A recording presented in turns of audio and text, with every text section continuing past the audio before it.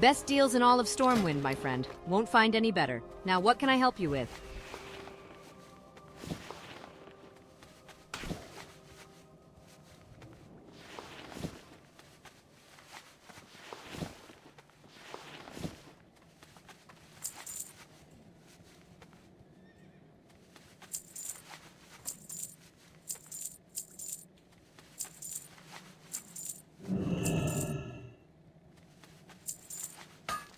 Safe travels.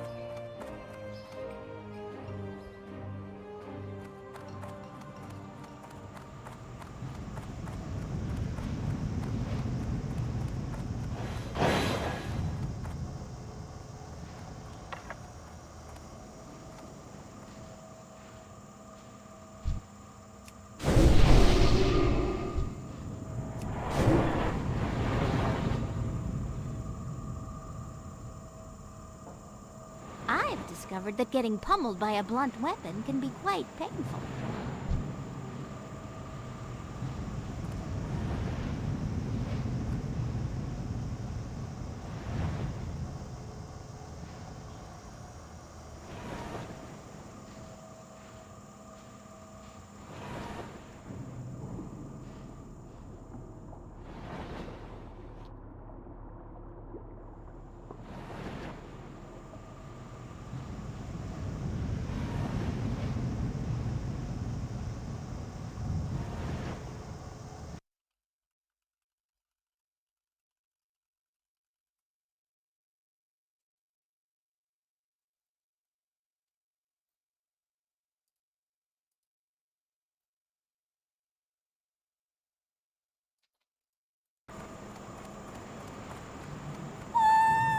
Chugga chugga chugga chugga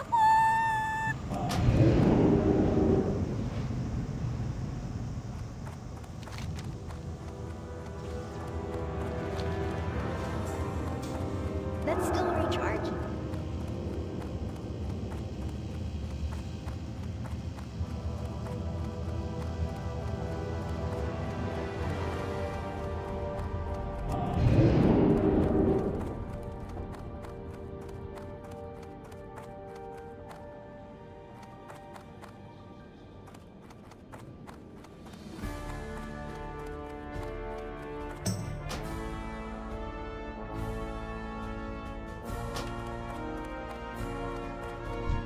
Welcome. You have rescued the sacred text. Your journey was long, and acquiring the book was undoubtedly no easy task. But the dwarves of Ironforge stand to benefit from your success. Thank you, adventurer, on behalf of the Explorers League.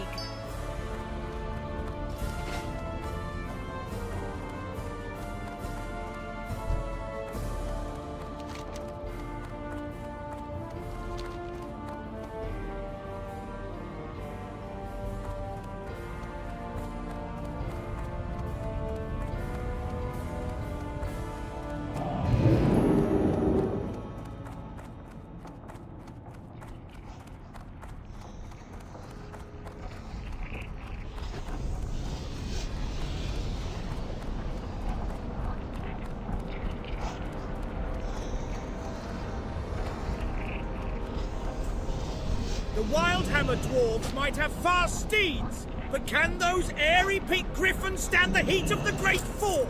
I think not.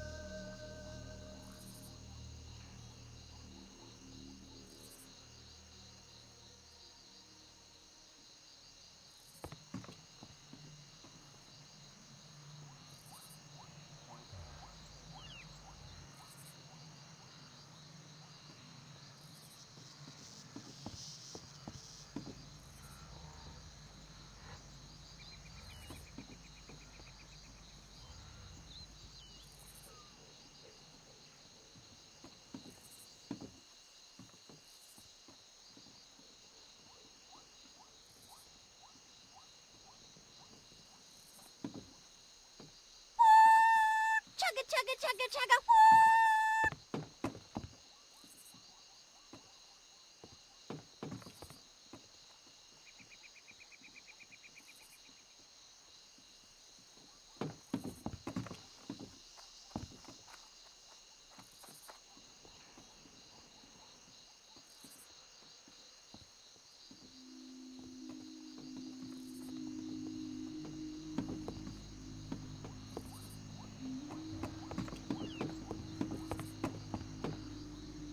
Woohoo!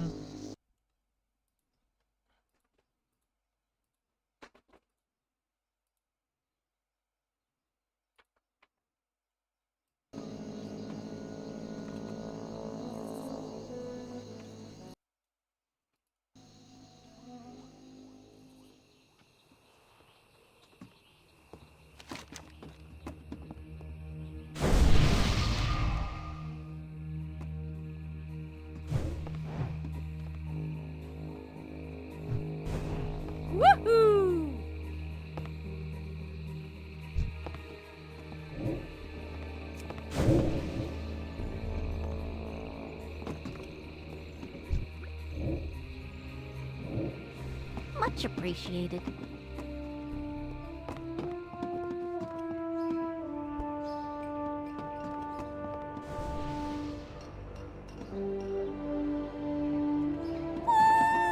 Chugga chugga chugga chugga woo!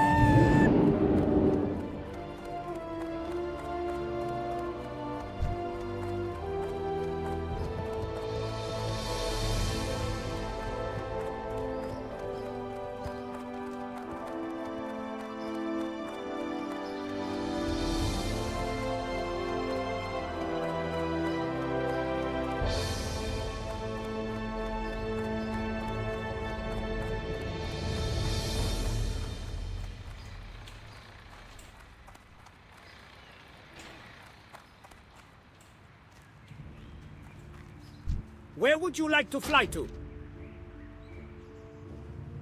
Safe travel.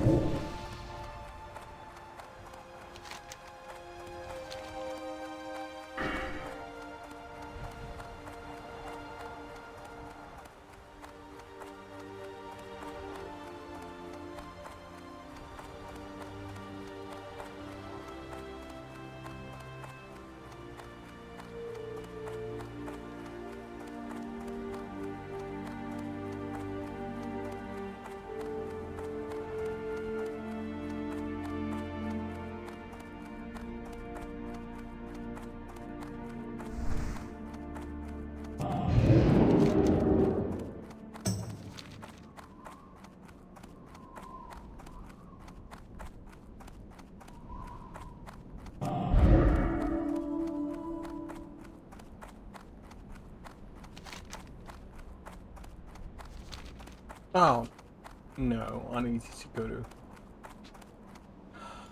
God damn it. How are you? Great, you got them. Now we need to get them to the gnomes, but first, let's take out one small item.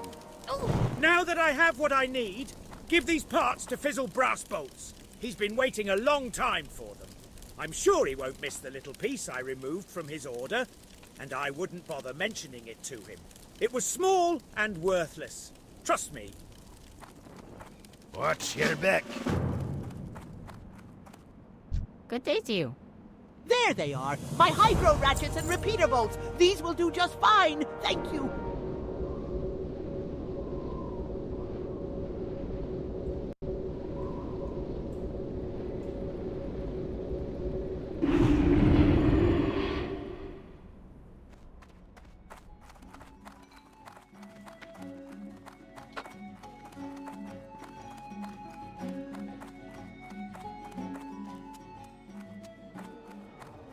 Ah.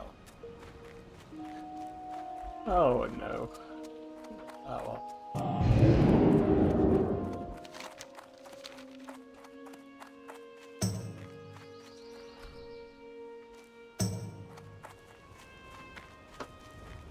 That spell isn't ready yet.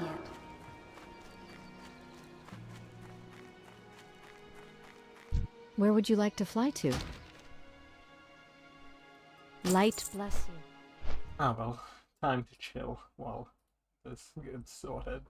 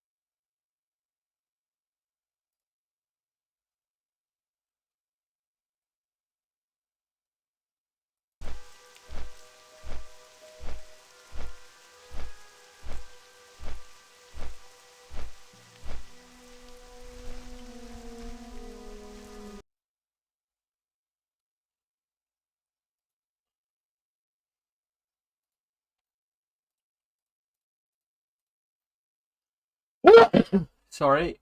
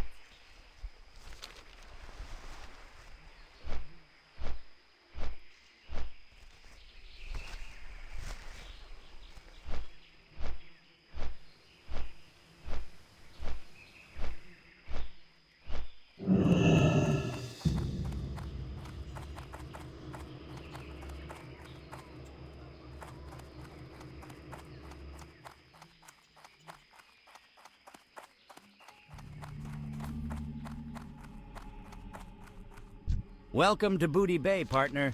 I hope your stay in my town is enjoyable and uneventful. Emphasis on the latter. We've got plenty of drink if you're thirsty, and plenty of bouncers if you're antsy.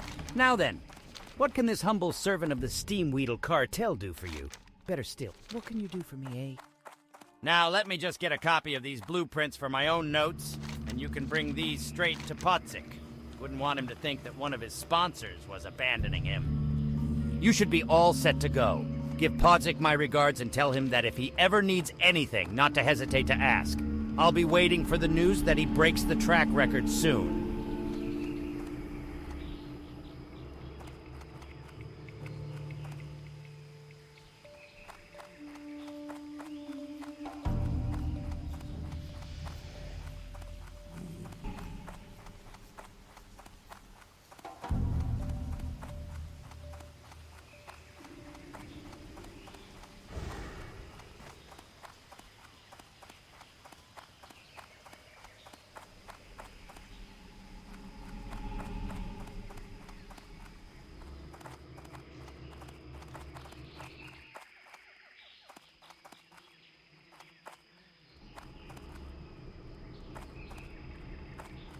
Fastest griffins this side of Airy Peak.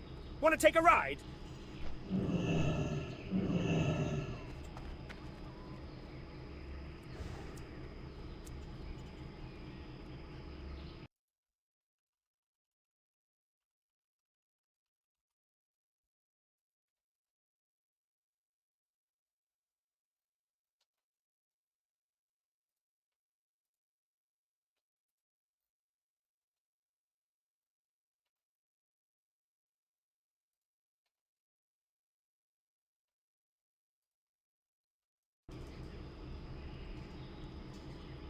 Off with you.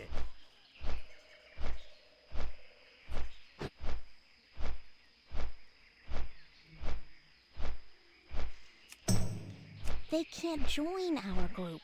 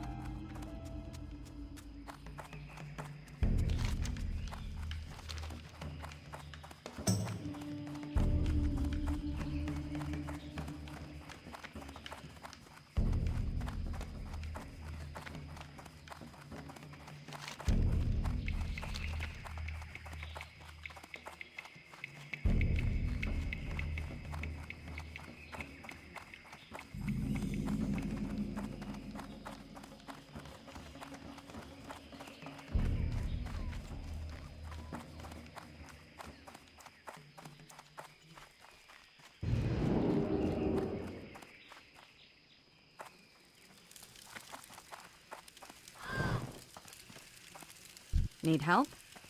We're fighting a losing battle with Colonel Curzon. Not only is he a brilliant tactician, he outnumbers us at least 10 to 1. To survive, we need to use his own covert tactics against him. Enter his camp to the east and kill his men. Lots of them! And get out before reinforcements can close on you. To have a chance against Curzon, we need his healing support neutralized.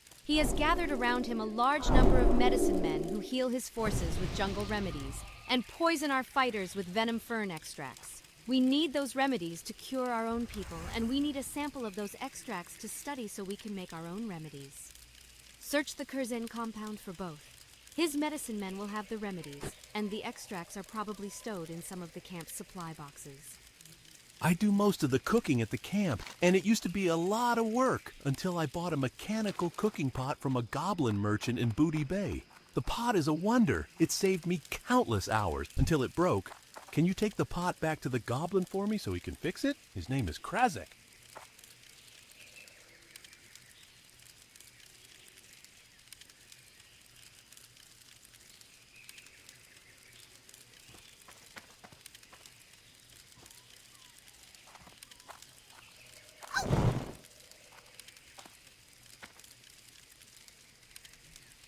How are you?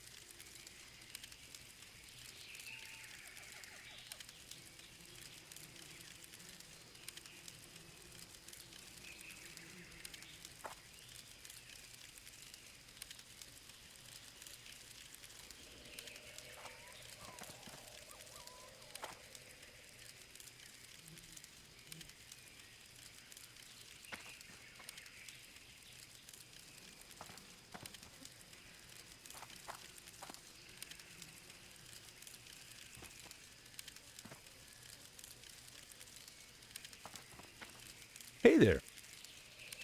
Good day to you.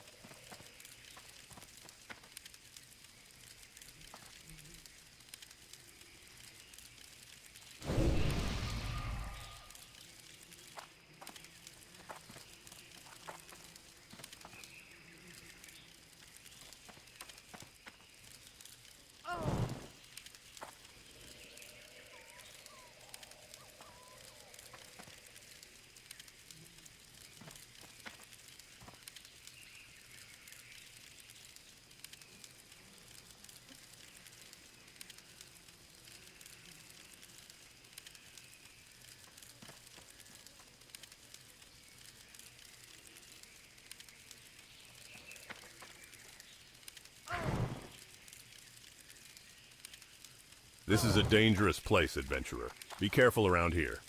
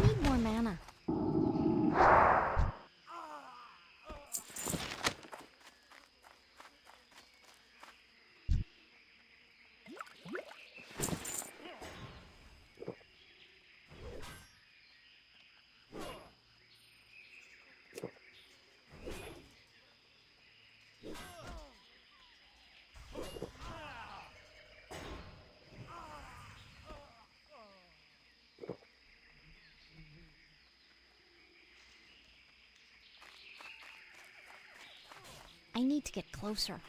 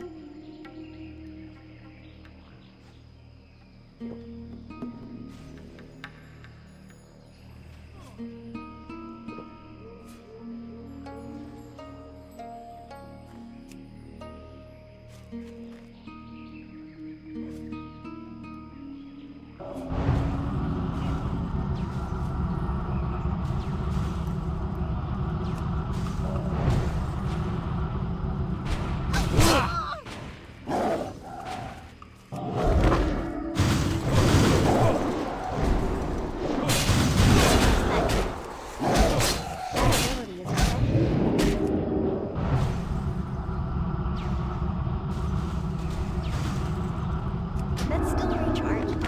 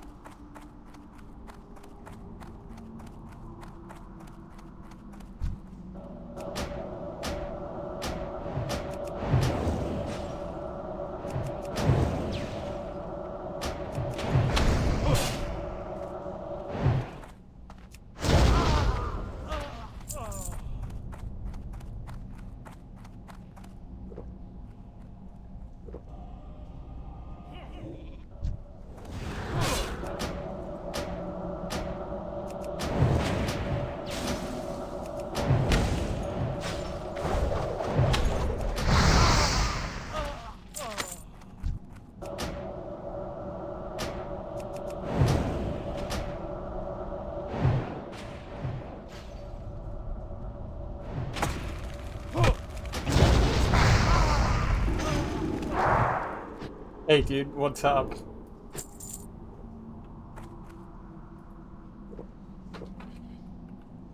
How you going, dude? Yeah, man. It's 2024, but it's the 31st, so I want to be playing as it hits midnight.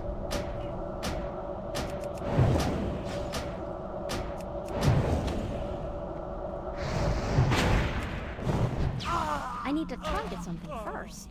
Asleep. Dang, nice, dude.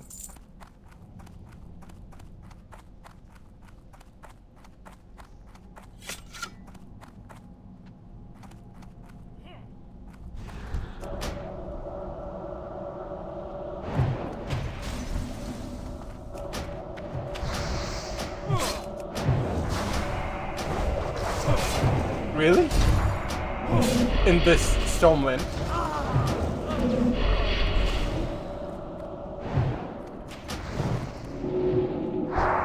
I know I've done Guild Wars events, but I haven't done.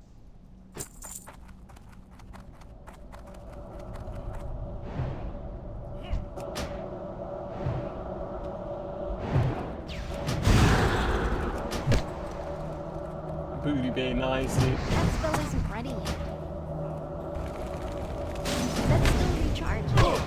I've done the Guild Wars New Year's and Christmas events. I don't think I've ever done the WoW one. It'll be cool.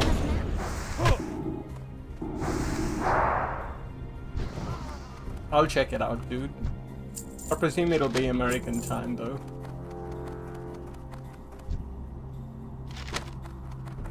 Fucking hell, I'm getting repeats of pages.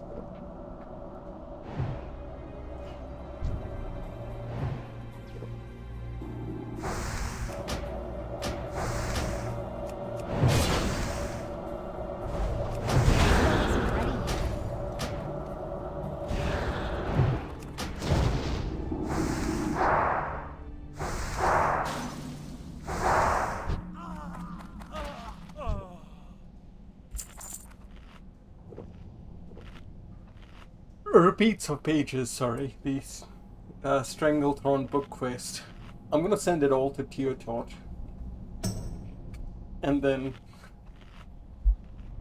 put them together later.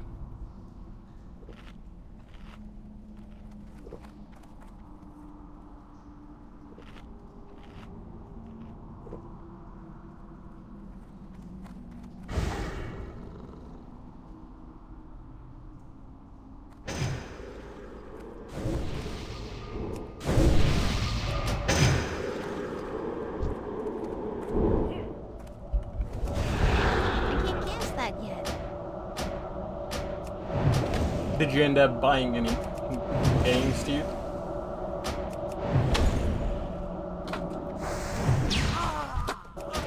I'm waiting on my house deposit to come back before I buy it.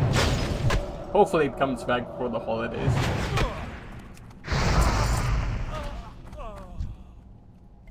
That's the only thing on my mind right now. It'd be cool to play Resident Evil these holidays.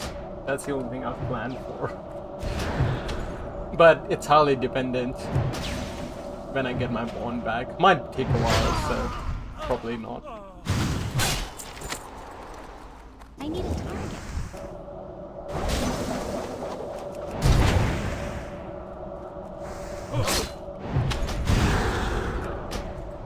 Yeah, dude. That's the only thing. If I can do that, I think I'll be in a good place.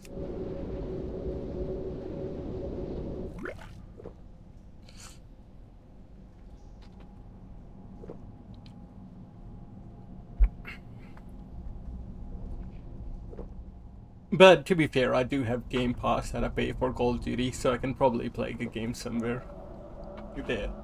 If I really feel like, which I don't.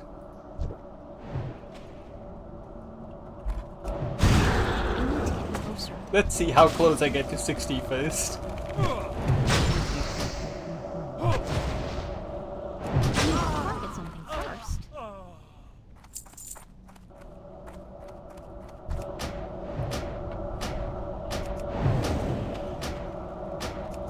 Yeah, go for it, dude.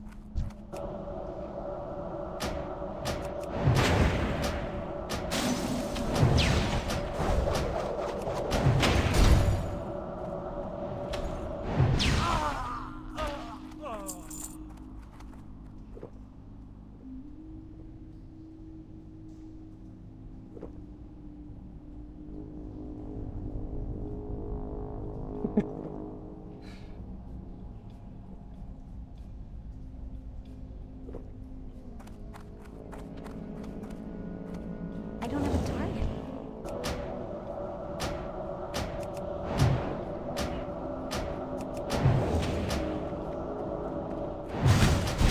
That's still recharging.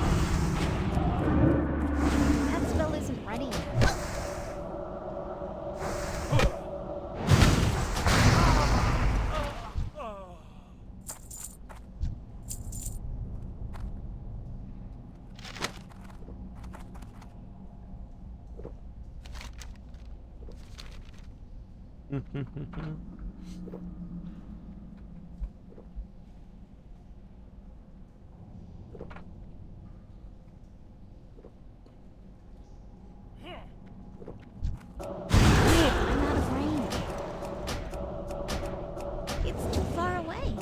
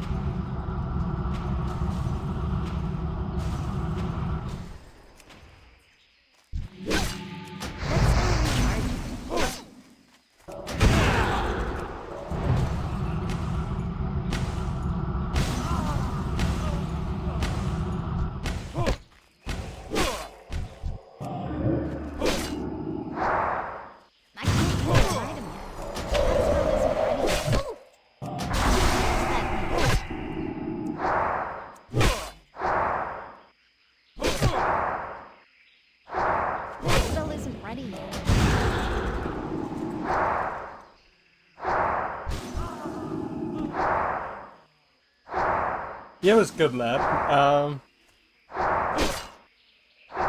can't cast that yet. You know, brother's going, so it's just see him off pretty much. Spend time with the nieces, which I'm not very good at, but you still do.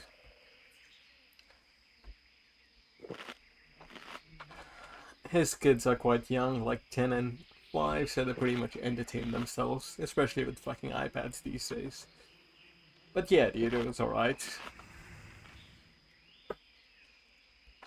Can't complain.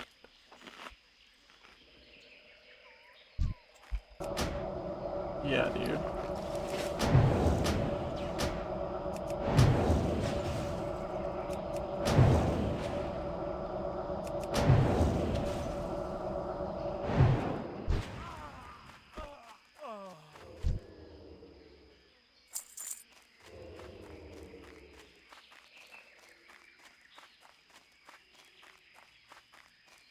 But let's see.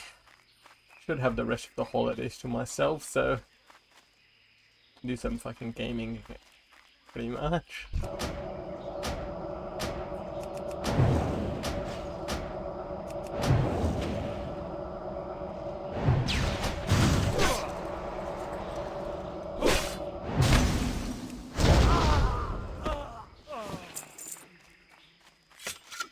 But yeah, let's see how it goes when my bond returns.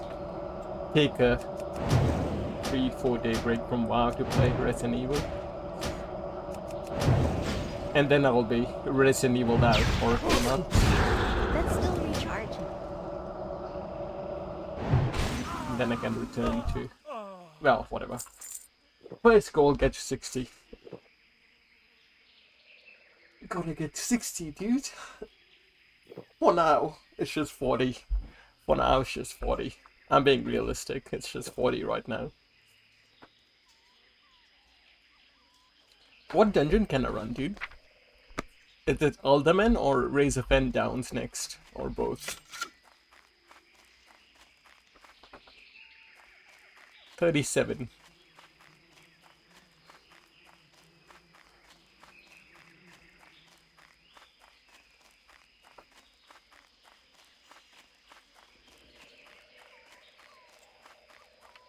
I've already done it though. I've already done it once. Raise Fen Downs at third 9, alright.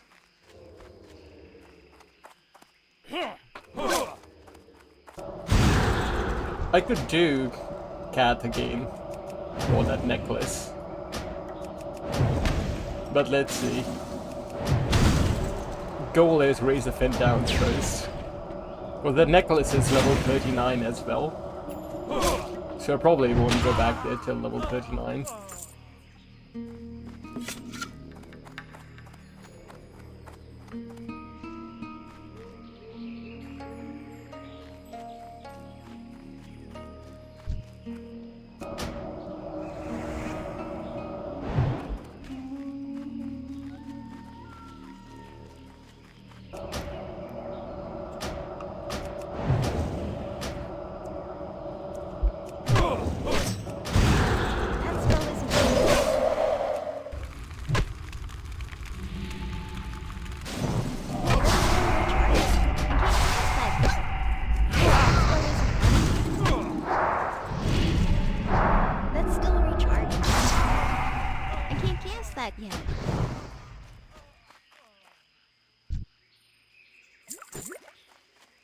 I see. So Alderman is really level 43, 44.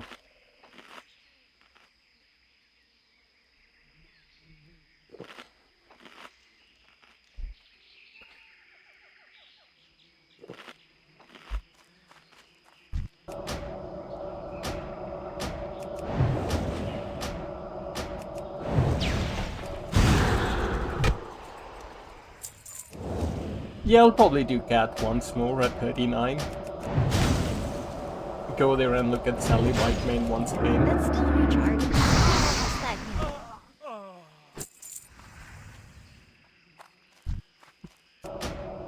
Do that at least once.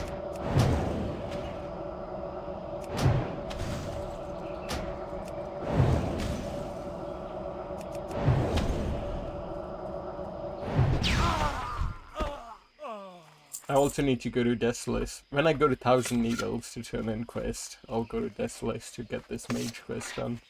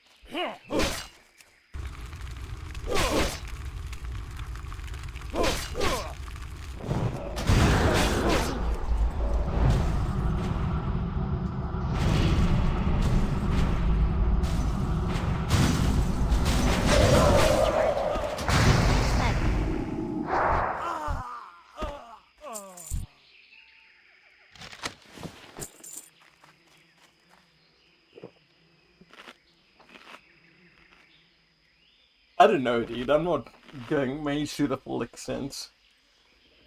Dude, I saw warriors with the whirlwind axe out DPSing me. Not in big packs. I think big packs is the only place where I could compete. But otherwise, they were just wrecking it with that axe. It's like, dang, dude.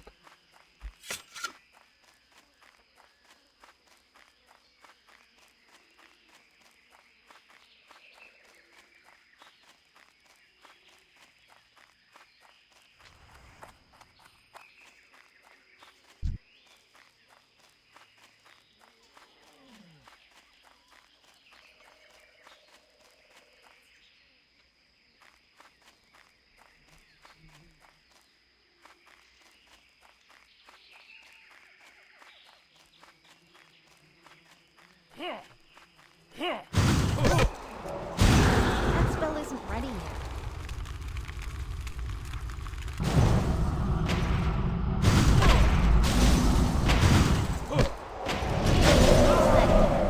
I need to get closer. I'm unsure about this Vintage Chill. I only put 2 points in it, which I'm happy with. But I think I'll get some flat upgrades before I go down it again. Like this Cone of Cold upgrade is pretty good, given I frequently use it. I'm tempted to also get some points in Permafrost.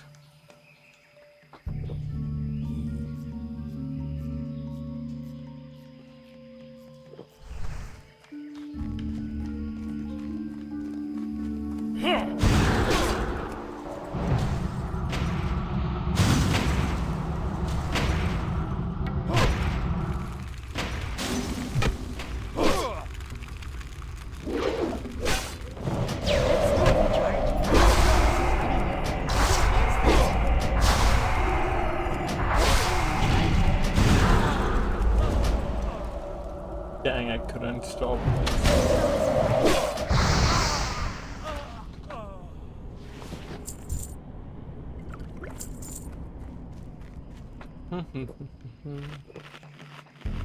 How many jungle fighters? I only got 2 left. There's a lot of medicine men around here.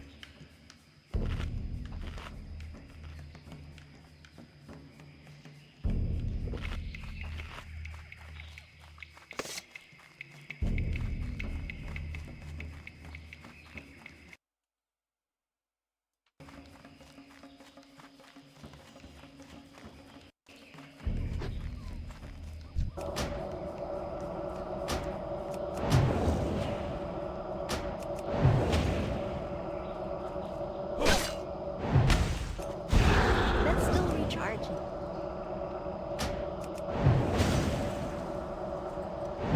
I don't have a target.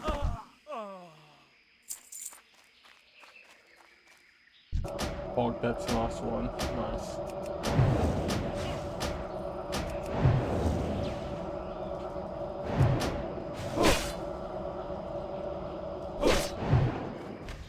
That spell From isn't ready Chick-fil-A. yet.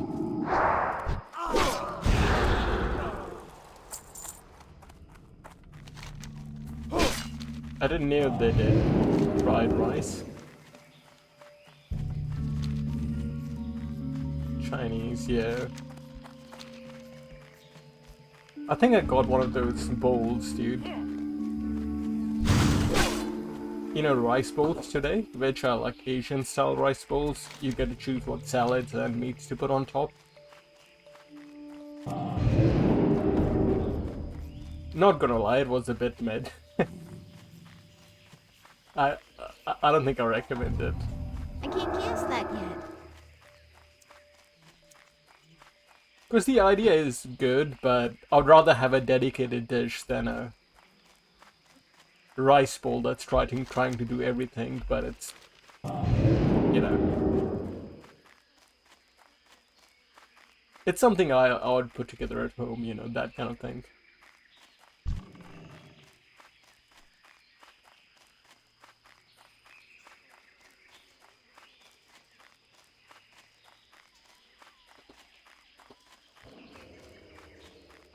I think I will go get rice bowls next.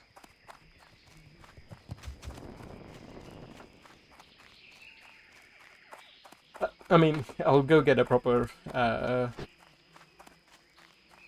fried rice sometime. Hey there.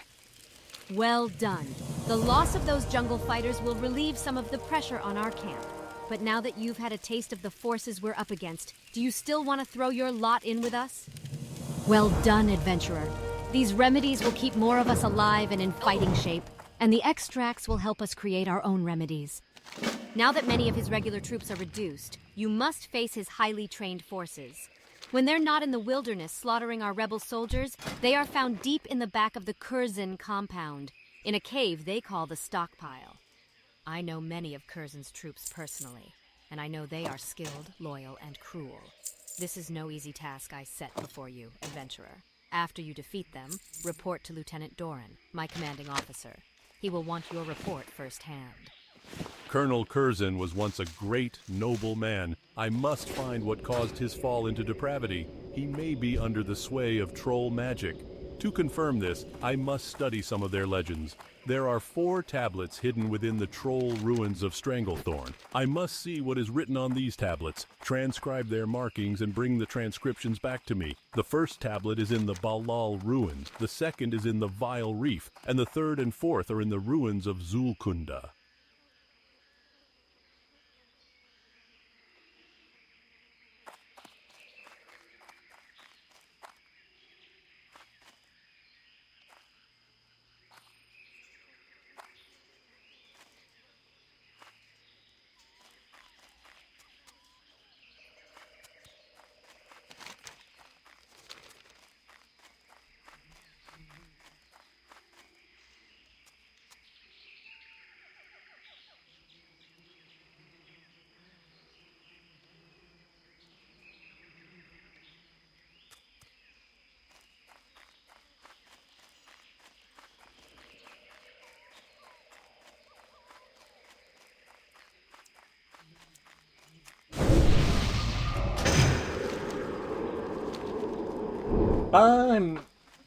I think this layer isn't too bad.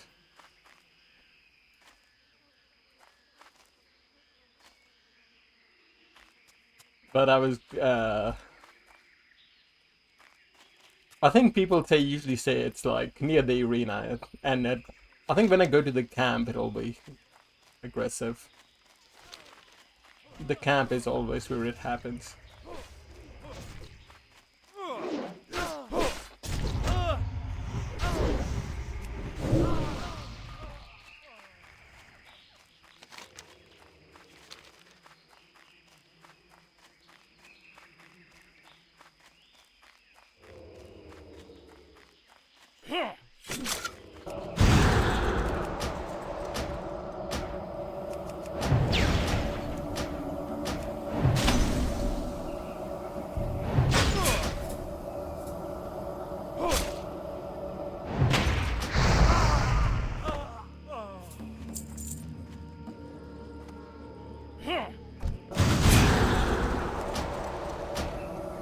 But yeah, dude, Oh my god. Okay, wrong.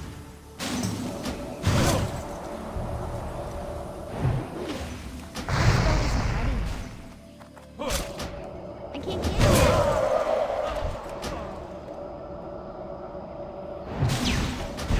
That's still recharging.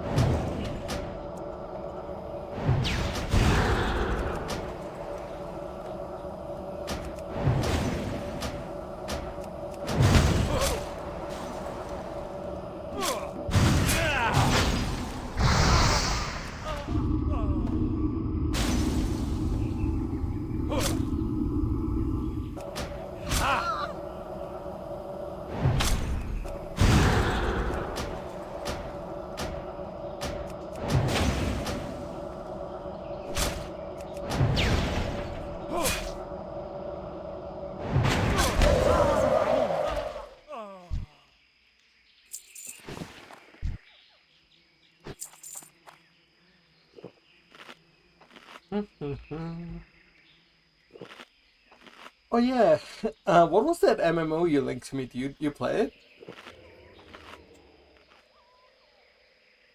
I know it's dead and all, but these settings, well, visually, that's the only thing I can say. It looked pretty cool.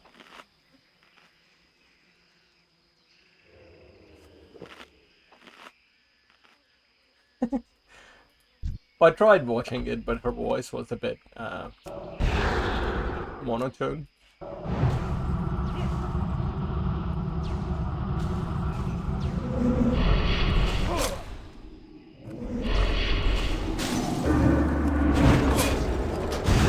That's still recharging.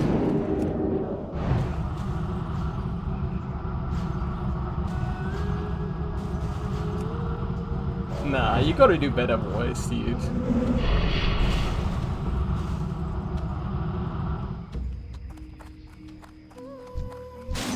can't get that yet. It still isn't ready. It's like a gaming channel, right? But they have the fucking... That's still recharging. most like... You know that thing where like gaming channels do an overly serious voice about the randomest shit? It's like, dude, it's supposed to be on gaming. Kinda why I stopped watching Wati Video. I like Wati Video's channel, because he did a lot of Souls lore, right? That's his entire channel, pretty much. But over time, it's just like overly depressing, dude. It's like, let the game speak, you know? You're just... Ah, well, some people like it though, so it's just not for me, dude.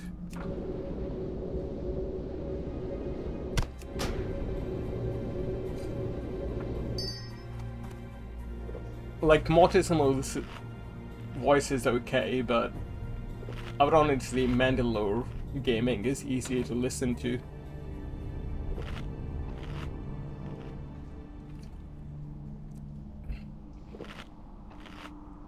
It's why I can't do a gaming essay channel, cause my voice is boring as fuck. Where's your Baldur's Gate 3 video, dude? You were supposed to do a Baldur's Gate 3 playthrough commentary.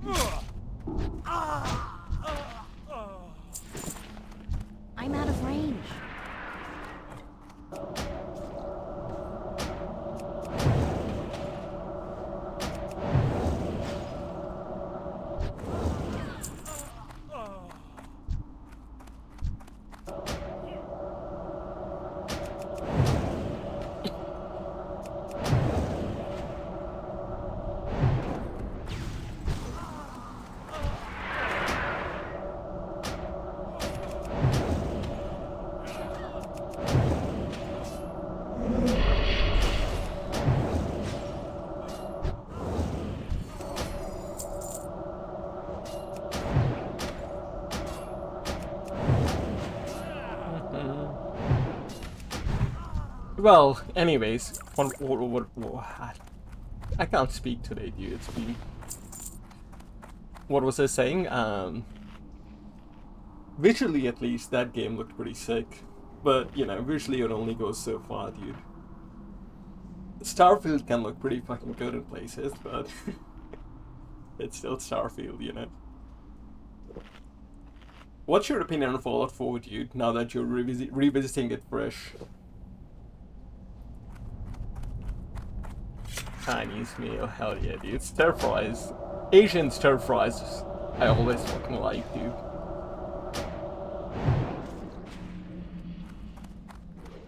I need to get closer. I can't guess that yet.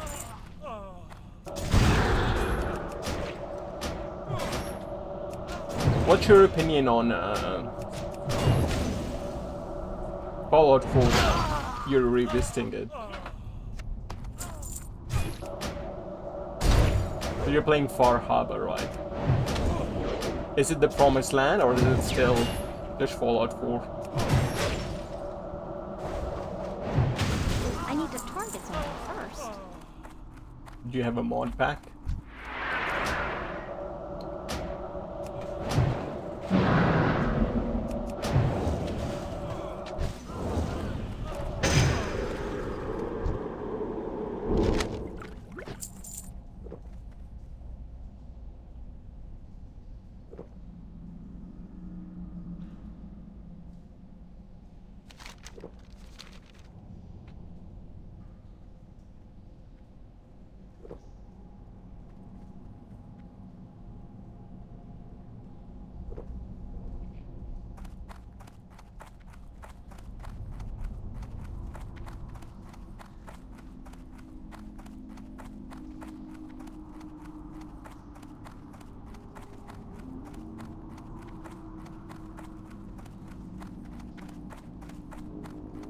Still Fallout 4, ah well.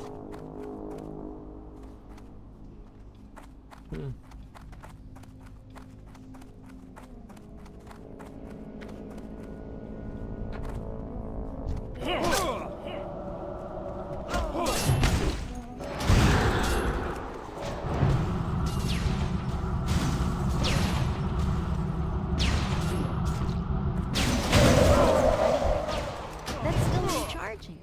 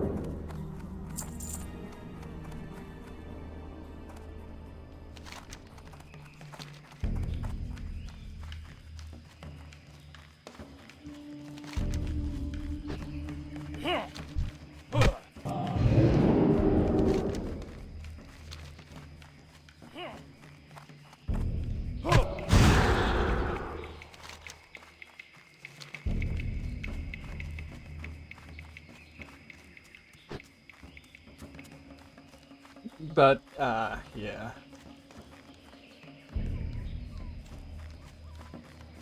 Let us see, dude.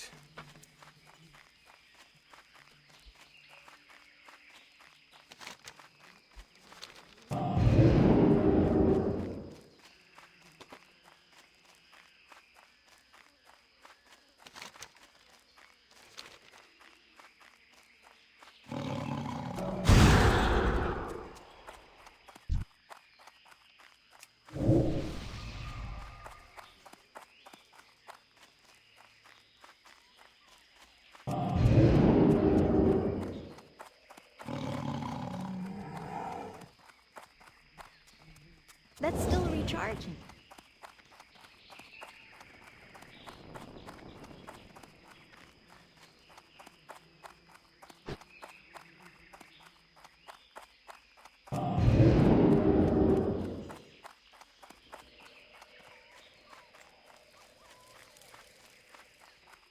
Adventurer, Sergeant Yowa trusted your abilities, and I trust her. The defeat you brought to Curzon's forces is almost too much to hope for. I had feared we rebels were alone, and alone we could never stand up against the Colonel's brilliance. Perhaps hope of our survival yet remains. You have proven yourself time and again, and your resourcefulness seems to rival even that of Curzon himself. You may be the salvation of our band of rebels, if you can pit yourself against Curzon and prevail. He commands his men from deep within the stockpile. You must enter that cave, brave through his defenders, and face Curzon and his leaders. Farewell, adventurer. My hope and the fate of my men go with you.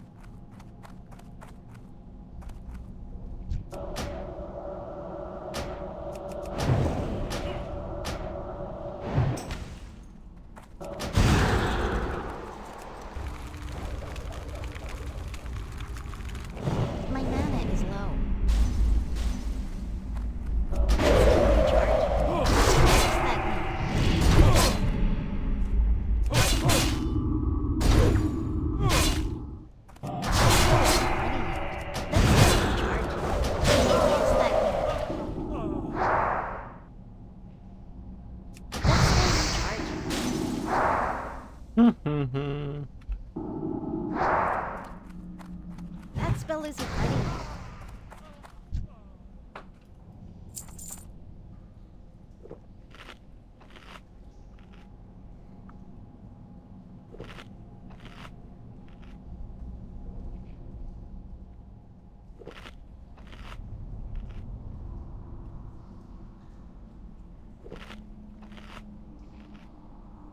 Dang, dude. Sorry.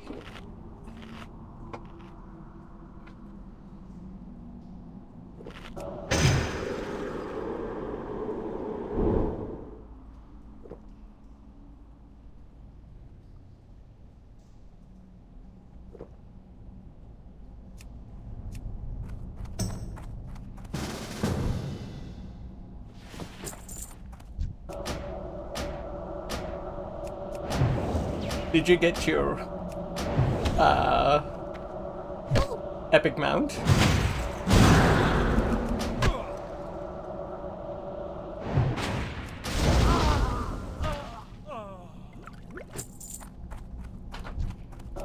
I'll have to reassess it after I finish, dude.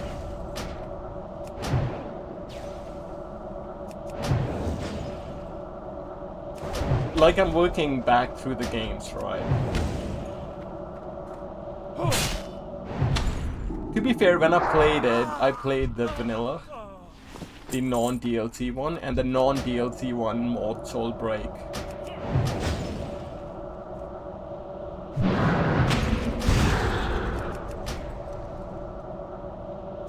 But like I said, it's not high on the priority list for me. Because New Vegas, replaying New Vegas is the next thing I would do. And that'll be Kino. So there's no reason to mix in or think about Fallout 4 when I already have 3. Especially playing the DLC for the first time, right? Because I only watched playthroughs of the DLCs.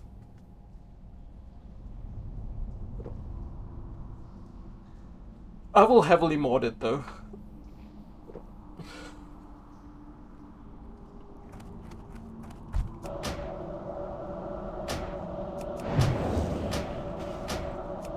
I think I'm in the wrong place.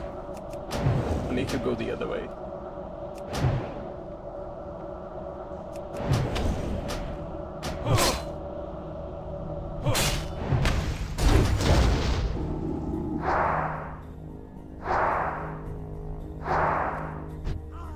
No, I mean New Vegas, because I've already played New Vegas once, so I feel comfortable heavily modding it. Honestly, when I say heavily modding, I'll still want the vanilla appeal though. It's just vanilla enhancing mods. Picker female characters and stuff like that, you know.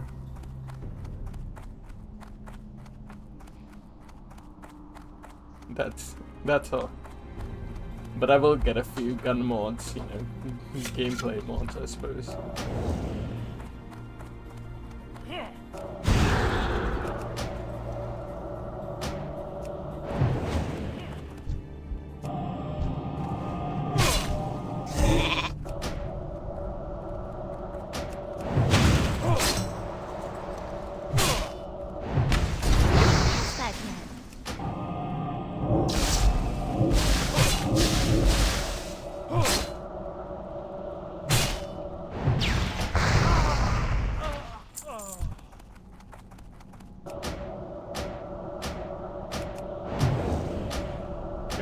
Freeze.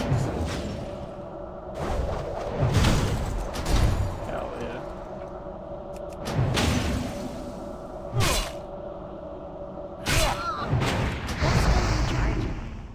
I can't cast that yet.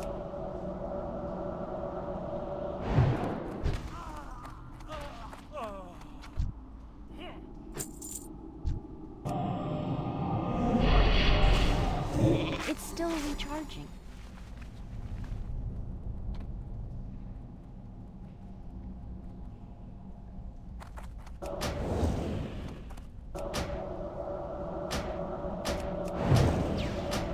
I need more mage who needs bandages.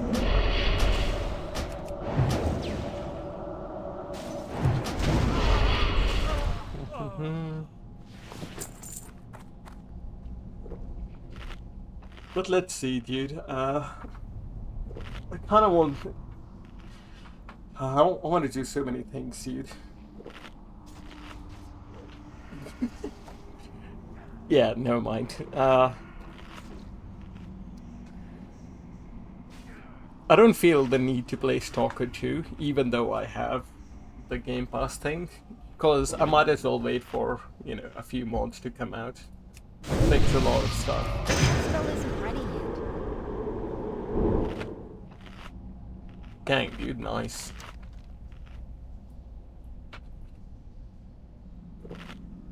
Are you killing the ganks in Dark Show? Nice.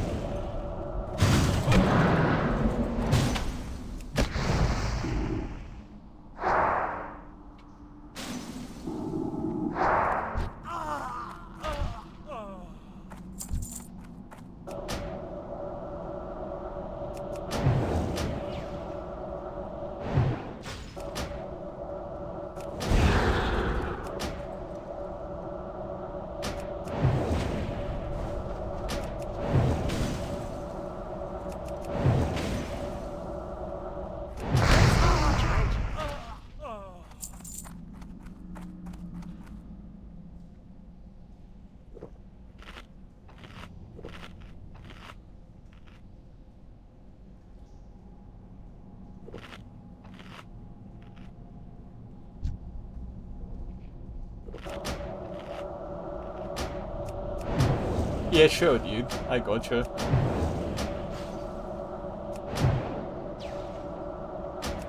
I can lend you 300 gold.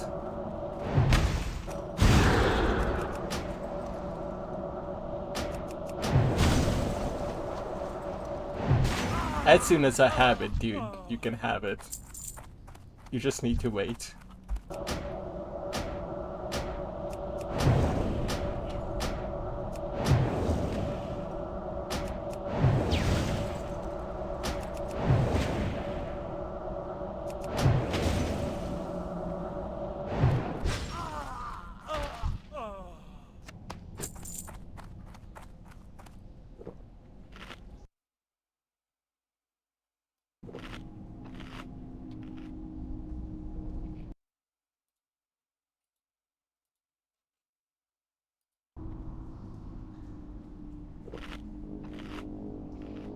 Oh, where was the screenshot?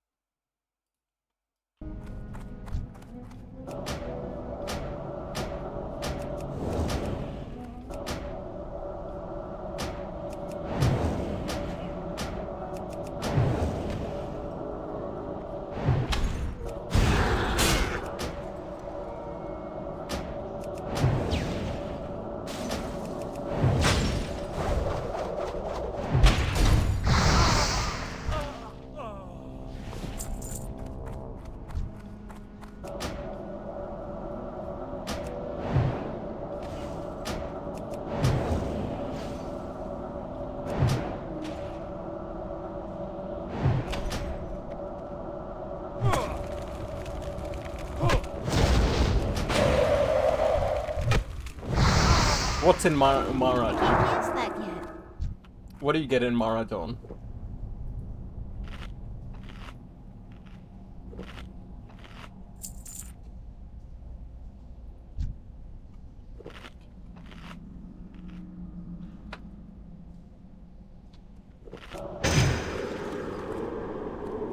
How much does that get you in gold-wise?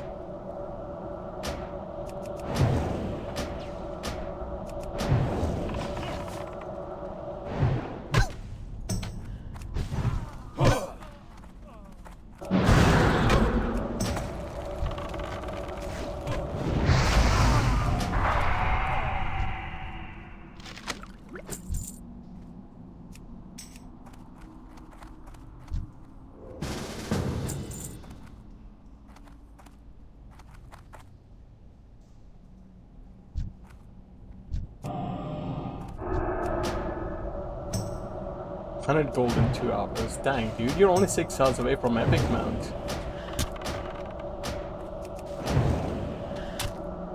Get it done before the new year, dude. Still isn't ready yet. Don't you want to be done before the new year?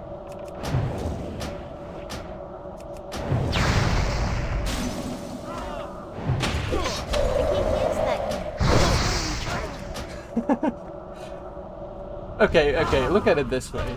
Look at it this way, yeah. If you put on a podcast or like some music and get it done today, you can play Resident Evil tomorrow. That'll be a good reward, right? Or yeah. That's how I would. But to be honest, 6 hours is pretty fucking damn. It's a lot to be doing the same thing. Tell you what, just do 150. 150 gold, and you're good. Actually, what's the rush, dude? Just take your time. There's no point. Yeah, that's because I realized as I said it, I wouldn't like to do that shit. Farming.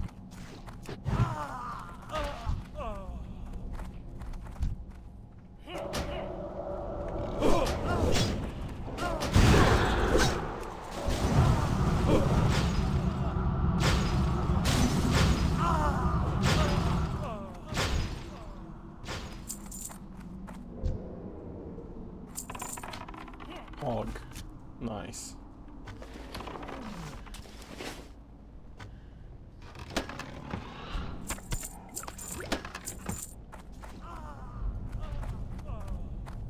This is a pretty deep fucking dungeon, you know.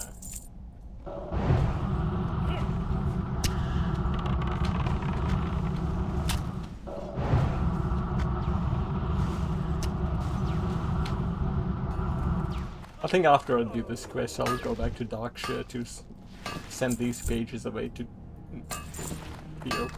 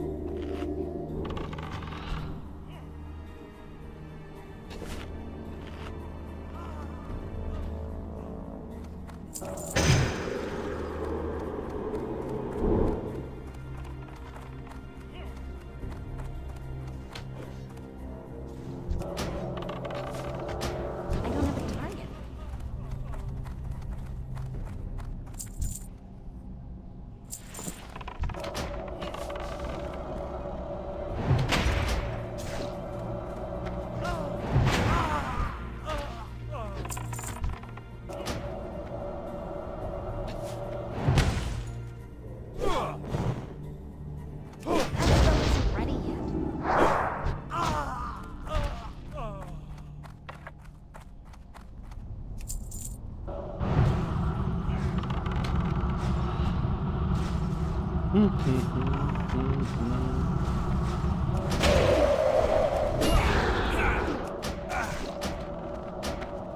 need more mana.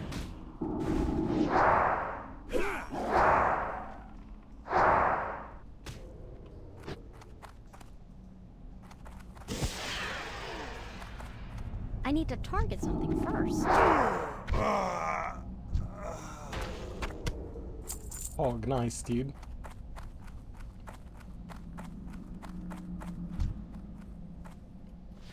Nice, thanks for your help. Great! Hooray! Alright, let's leave, dude.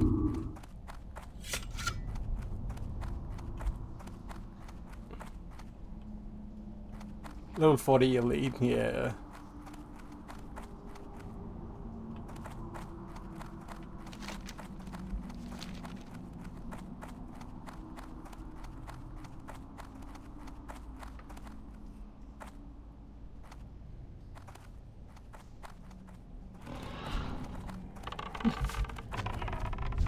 Yeah. I need a target.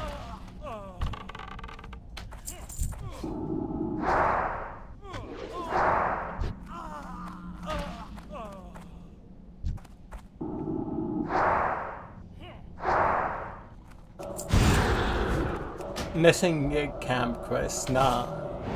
I was gonna wrap up everything here and then go over to the camp.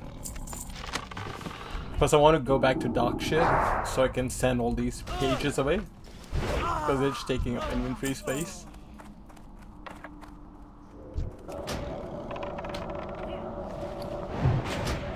Let's still recharge.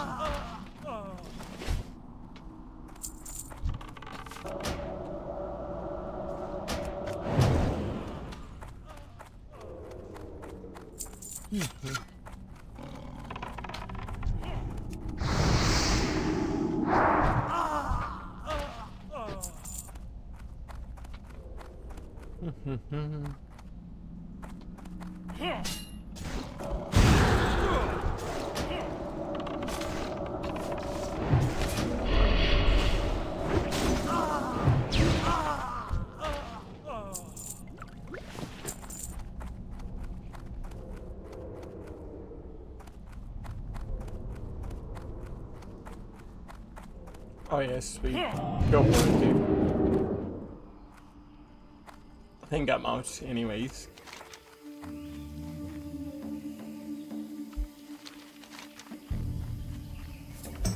The Green Hills of Stranglethorn, that's the quest. That's Nessingways quest that I need. Page 14. I'll take it, why not? Yeah, I need that one. Oh, thanks, dude. I can't cast that yet.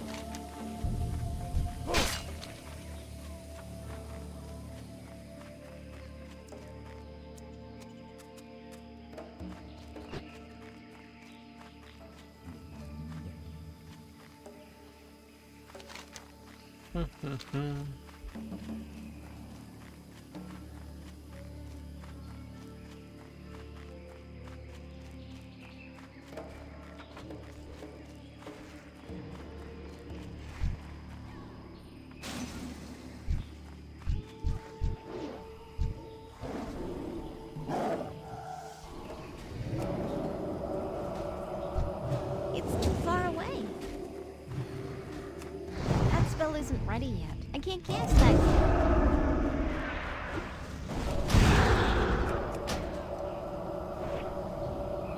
That's still recharging.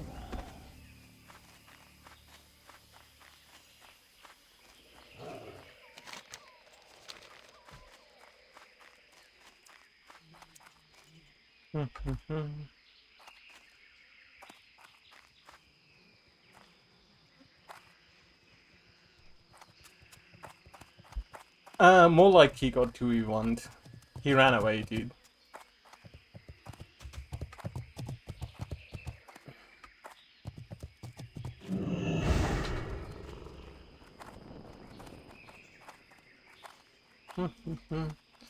Oh yeah, the page. I'll get it off you, dude. Thank you.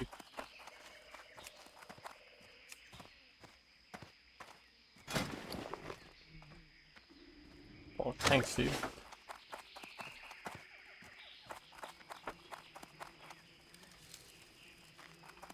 Greetings. I dared not believe the reports, but you bring us proof that Curzon and his leaders are defeated. You have saved us. These jungles are filled with menaces of all types, but none had the cruel intellect of Curzon. We may all breathe easier now that he is gone. Oh, nice, dude. Appreciate the help.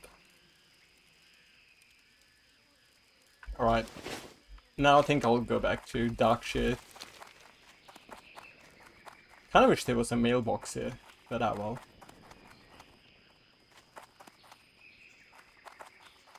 Go to Darkshire, turn this shit in, and then come back.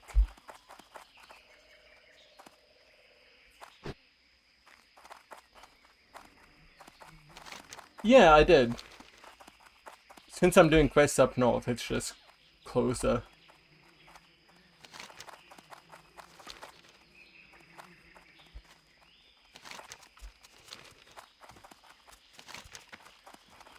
There's a quest available to turn in, the Brass Cookery. Dang, nice, dude.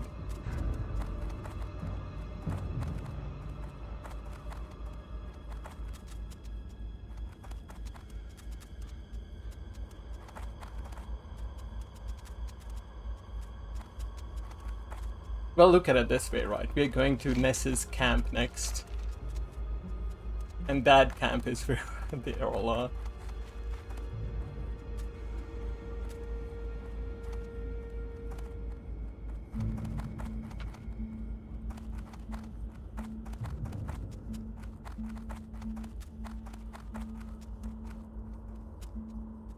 Dang, I have a lot of rested XP. It's probably because I was away for like 4 or 5 days. Still not a lot when you think about it. But it's still, everything counts.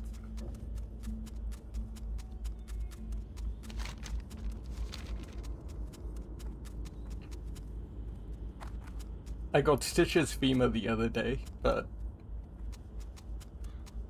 obviously I dragged him to town and let others kill him, but can't use it.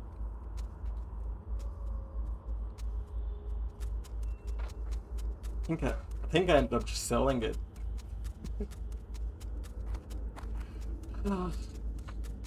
Alright, send all this shit to you, Todd. Worry about it later. Keep this. Keep this. I'll keep the jungle remedy.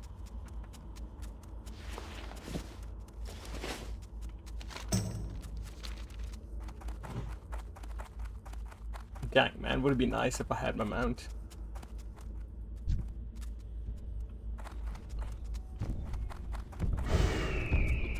Isn't ready yet. That's still recharging.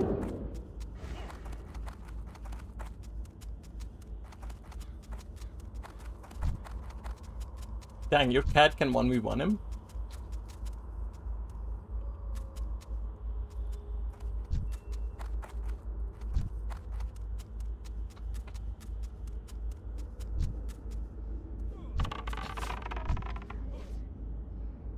Dang, he helped his cat out.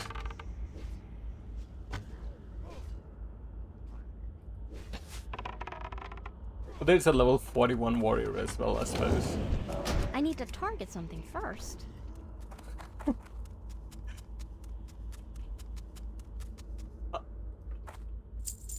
Dang, nice, dude. I think if you put the right buffs up, your cat could take him.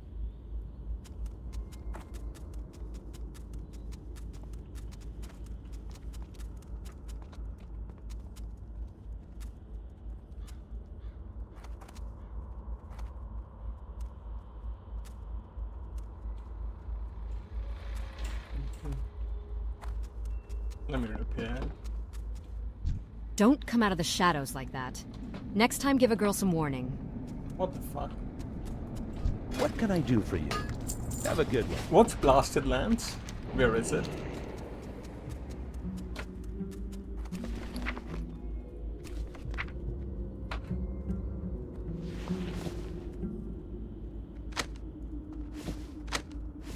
That's bound to me.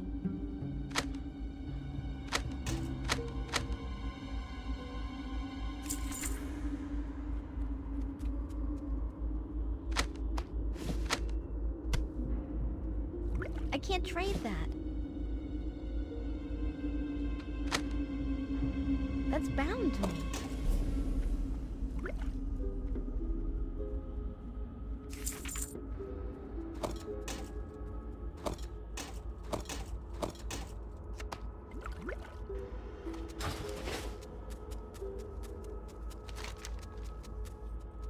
Oh shit, I know I didn't.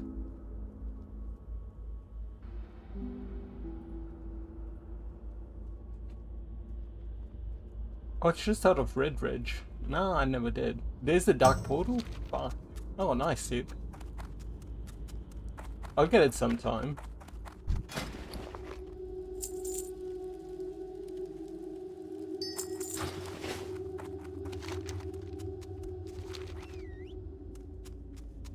Alright, dude.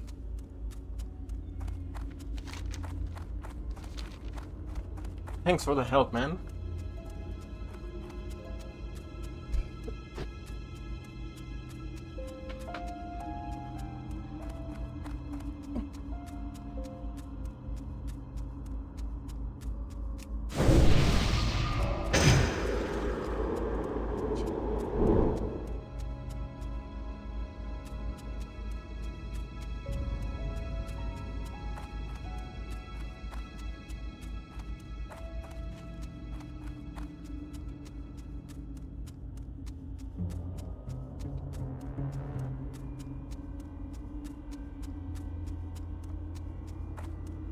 Hmm.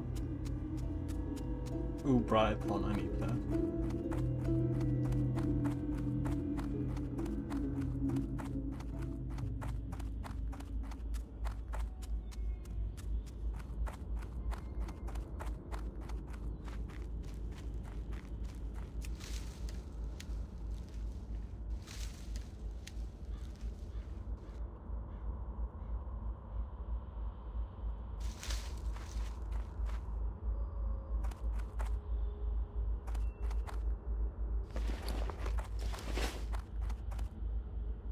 Hmm. I also need a lot more Swift Thistle.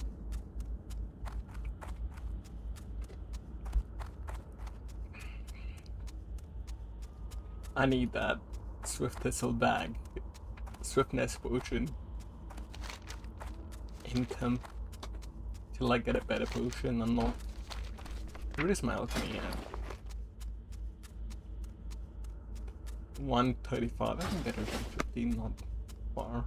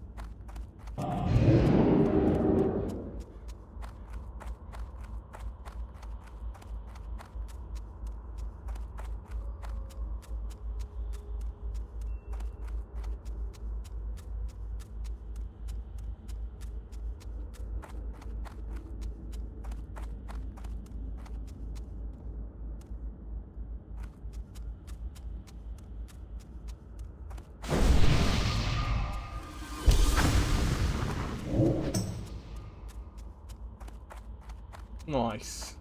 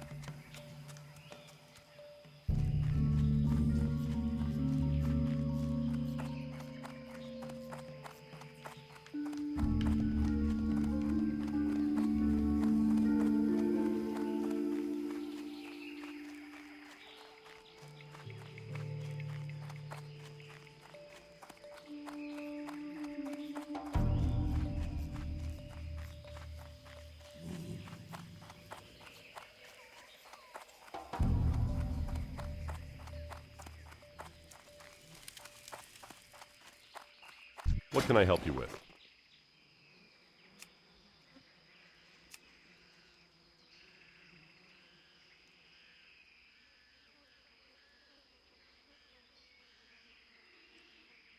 Go with honor, friend.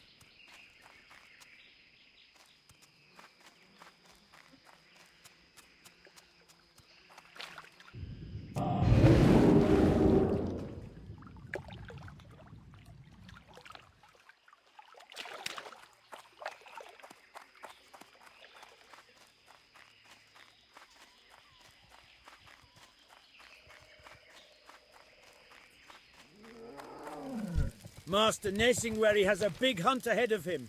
I find helping him prepare for a day in the jungle is much more relaxing than helping him ready for combat, although I do miss some of those glorious moments on the battlefield.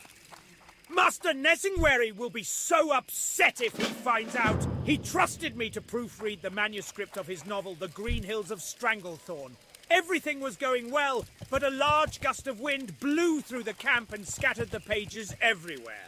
I was able to gather most of the pages, but many are still strewn about the jungle. Collect the pages to complete each of the 4 chapters. I will help you organize them. Return the chapters to me once you have all 4. So, you think your hunting skills are in tip-top shape? I can put them to the test in a jiffy. Head out into that jungle and kill 10 Stranglethorn raptors. We'll see just how much of a big game hunter you are. And no, I won't tell you where you can find them. Locating the beasts is half the challenge. If you want to be a part of the hunt with this crack group Hemet has assembled, you're going to need to prove yourself an able panther hunter. We'll start you out easy. Don't you worry. Let's see you kill 10 young panthers to start. Tracking them down is only half the challenge.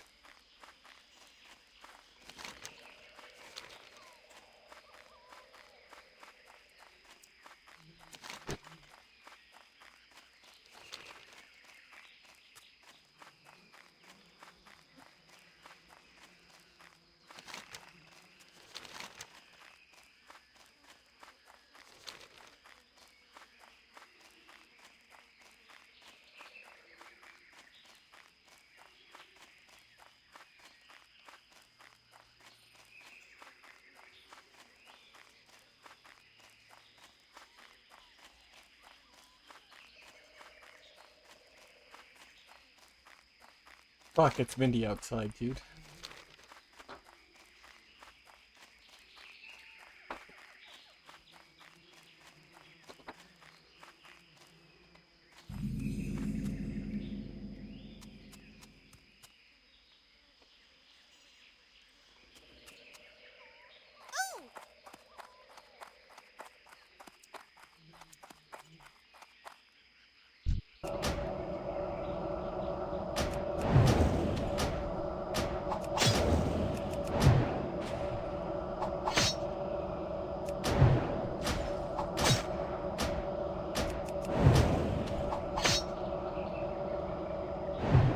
That spell isn't ready yet.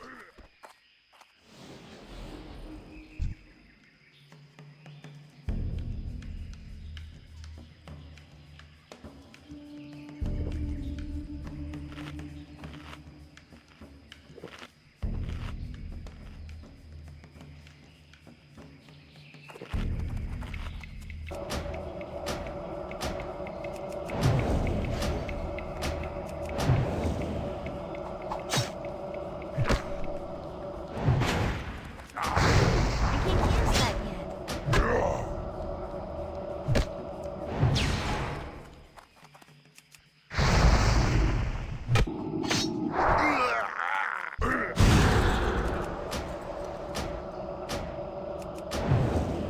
Oh, crap, dude.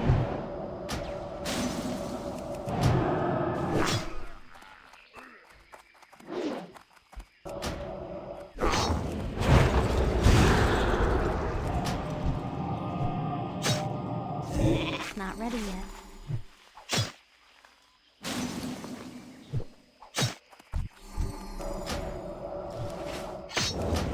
I'll tap the wrong thing. Ah, well.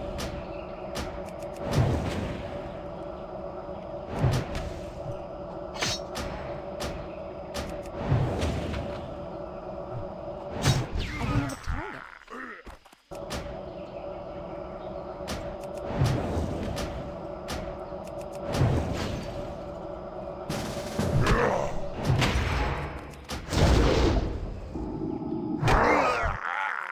Alright, dude. Log in. I'll invite you, man.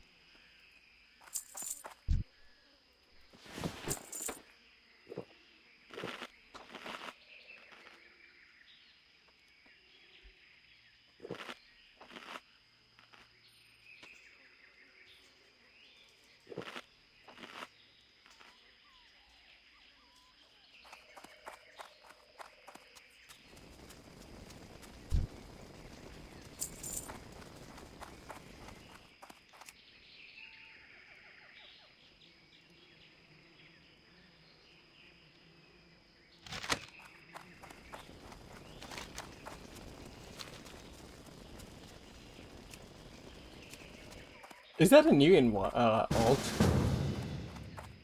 Level 1 human warrior.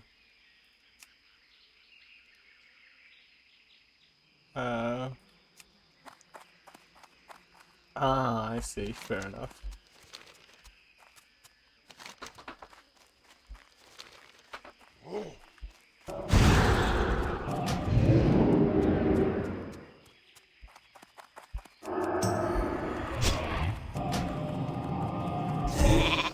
That spell isn't ready yet.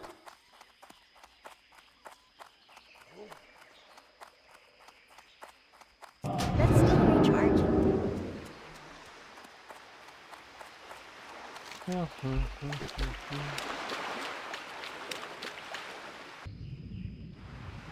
can't cast that yet.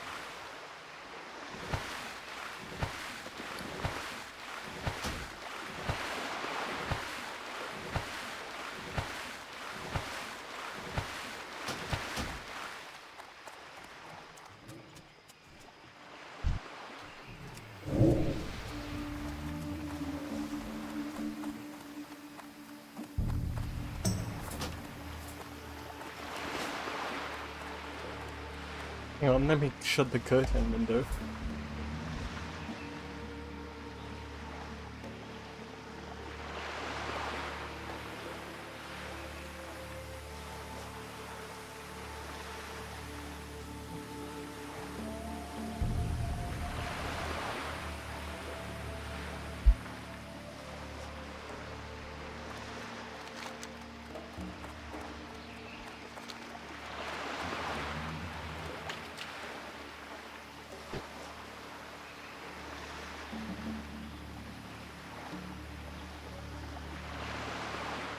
Probably could have done the Crocker Silk quest now.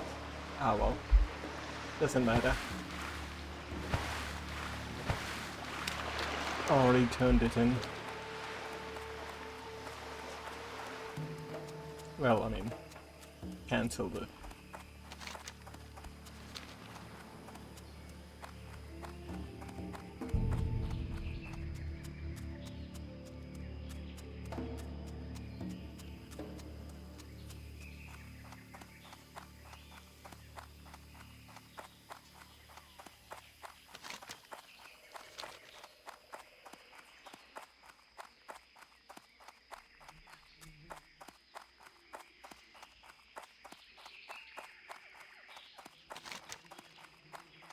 One page up here, one page up ahead.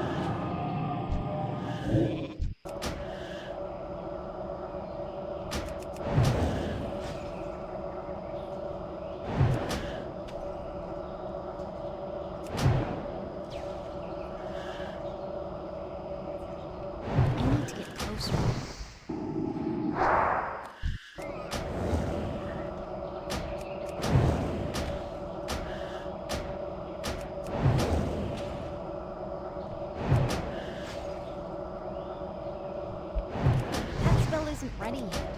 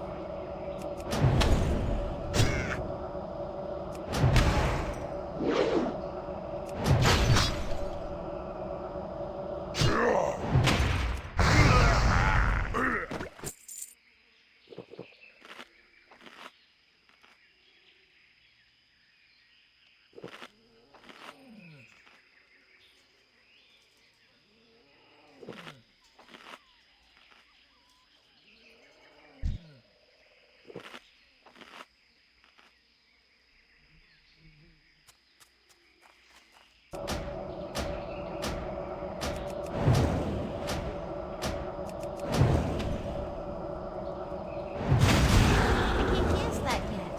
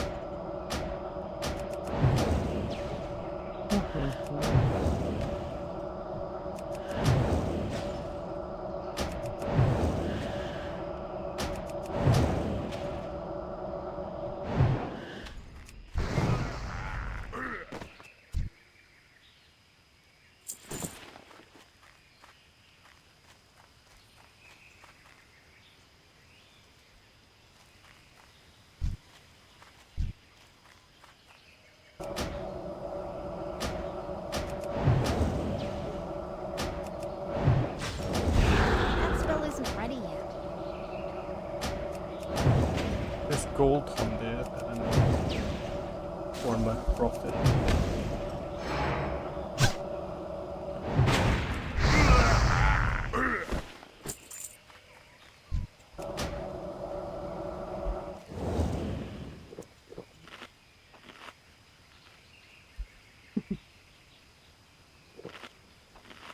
forklift.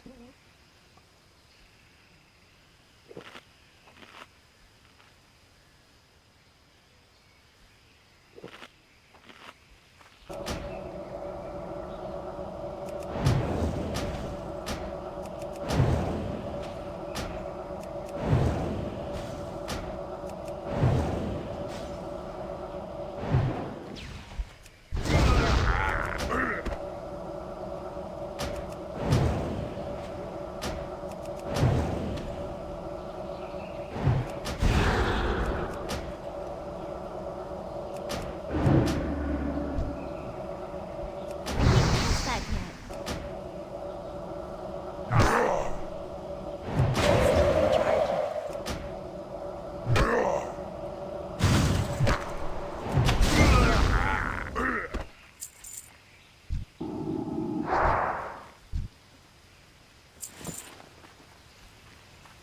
It's too far away.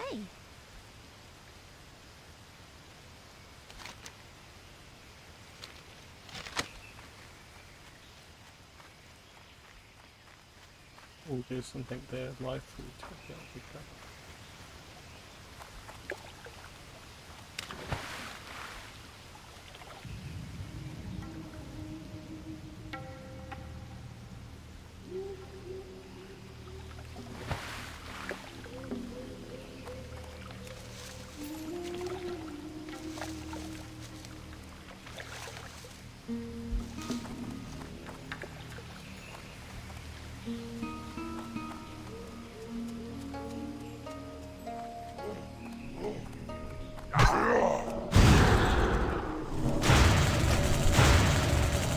Oh shit.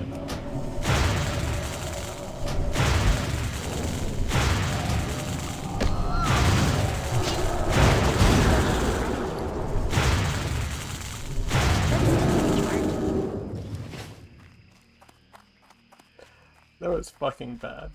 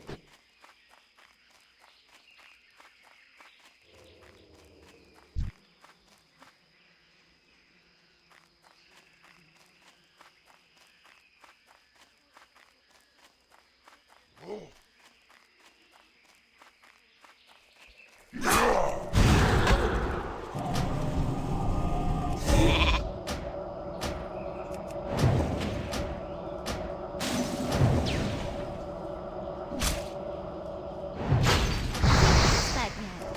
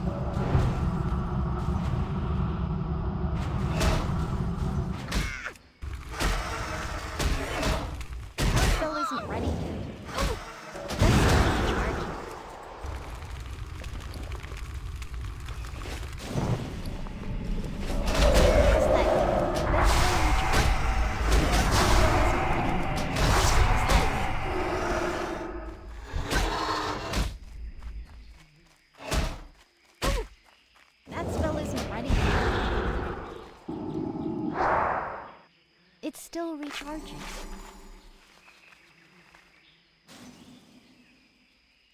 It's still recharging.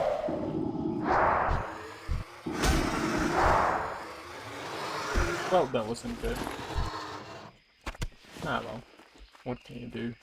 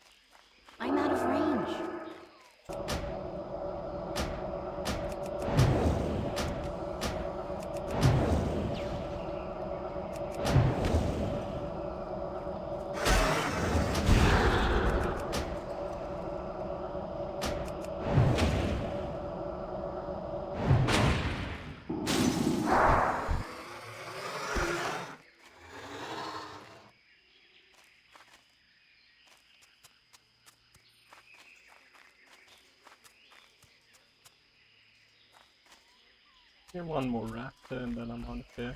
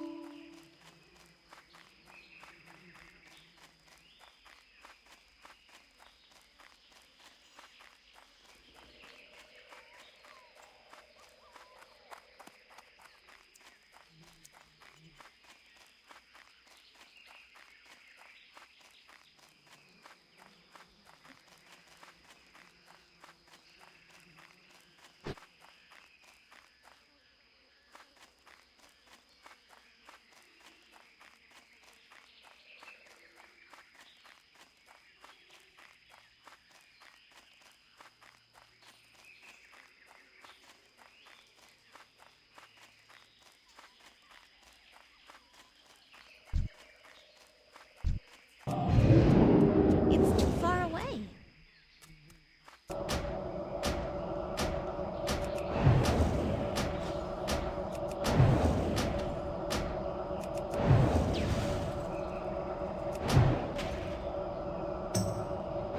That spell isn't ready.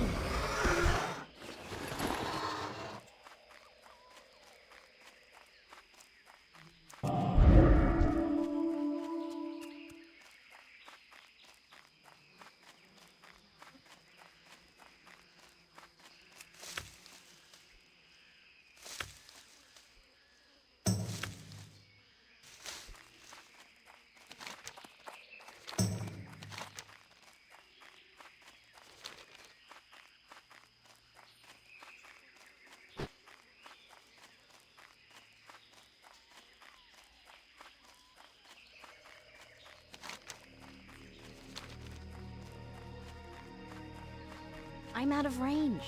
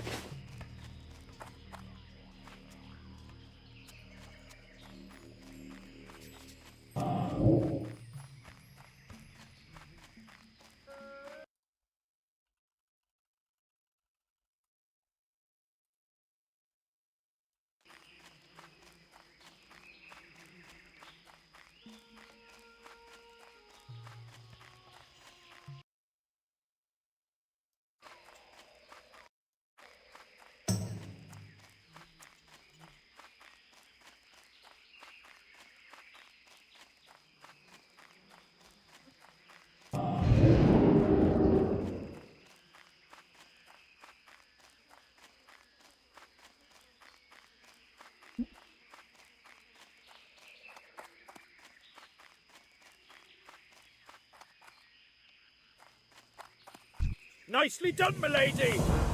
Now let's step up the challenge and see if you're up to it.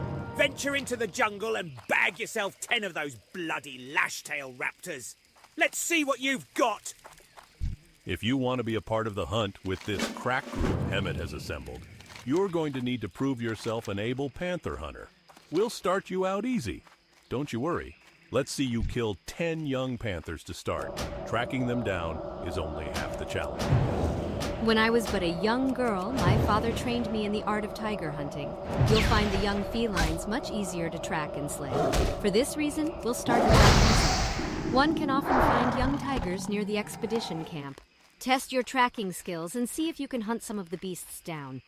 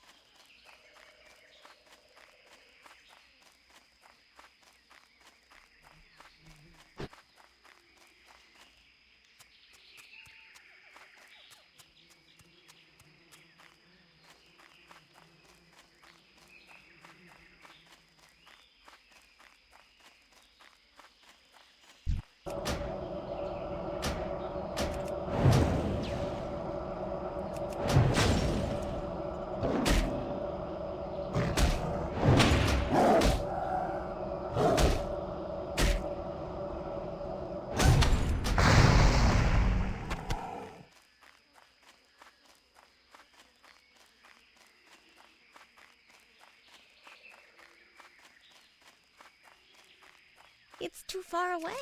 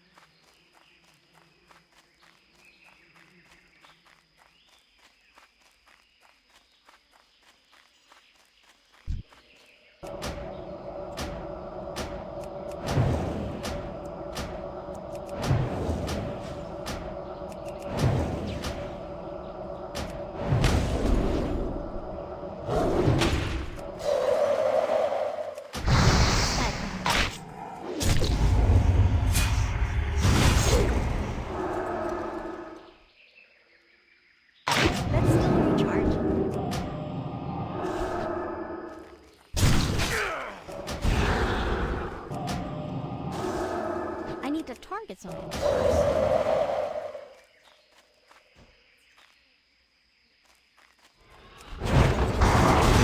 Fuck.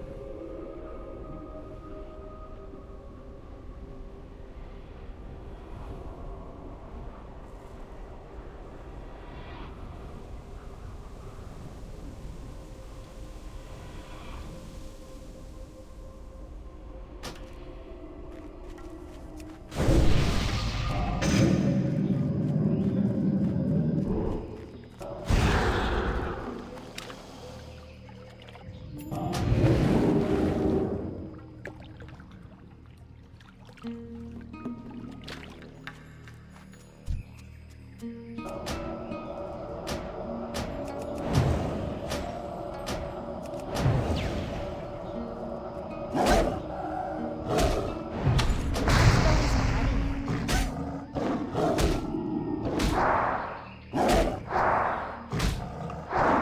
can't guess that.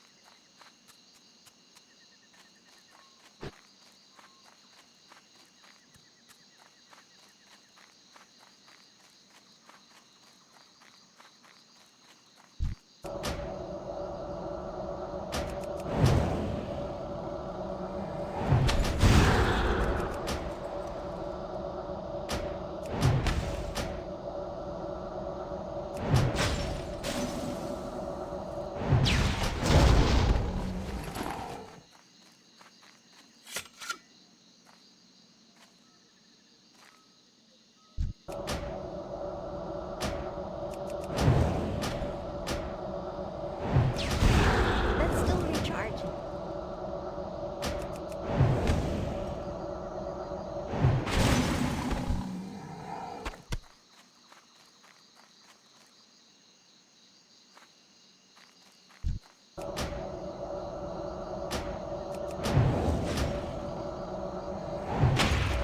I can't guess that yet.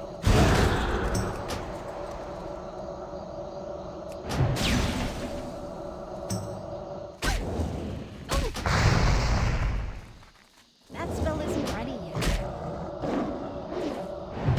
That's still recharging.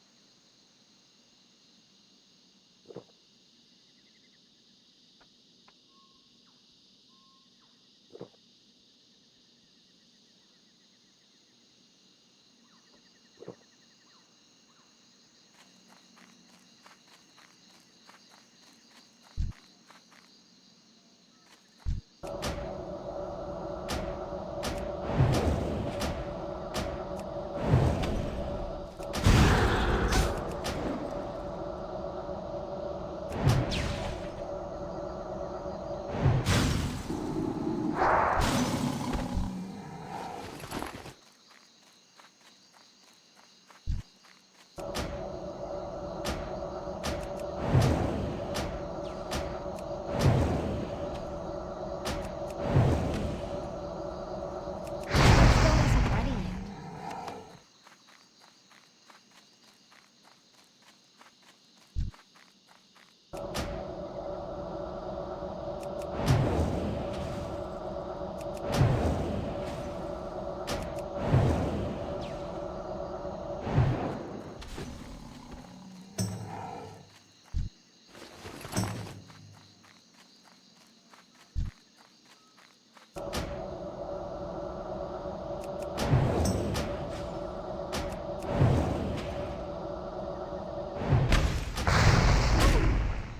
I can't do that yet.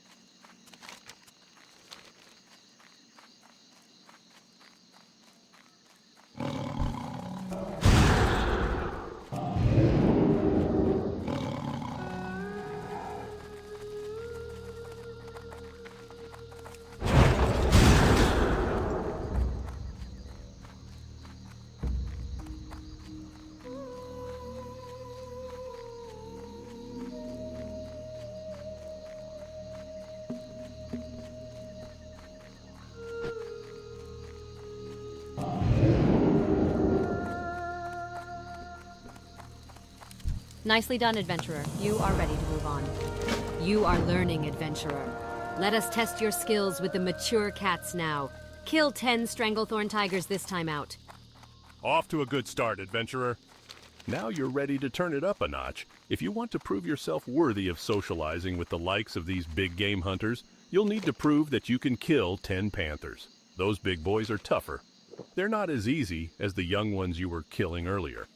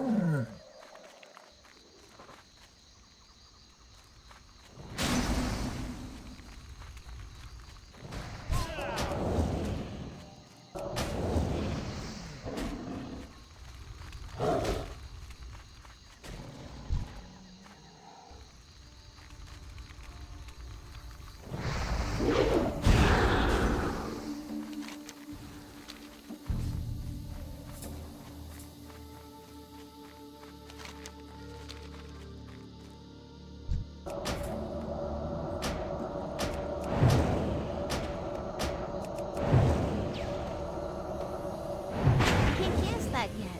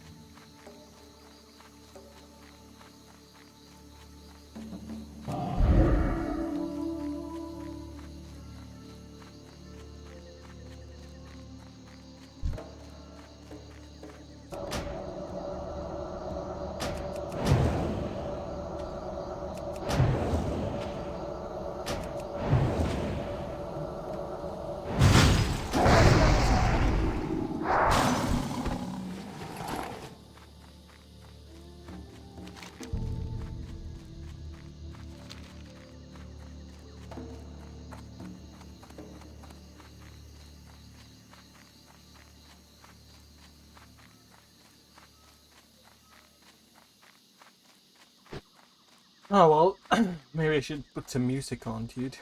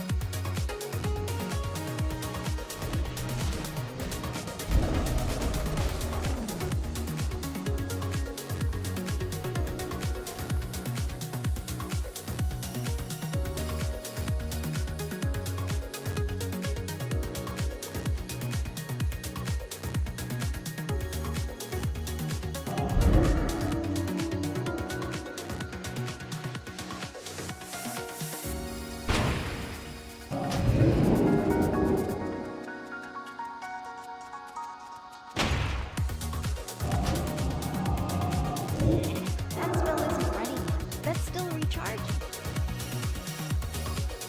I can't use that. Oh!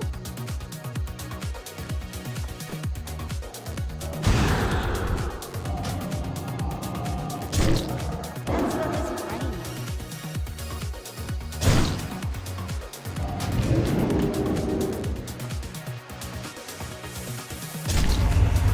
use that.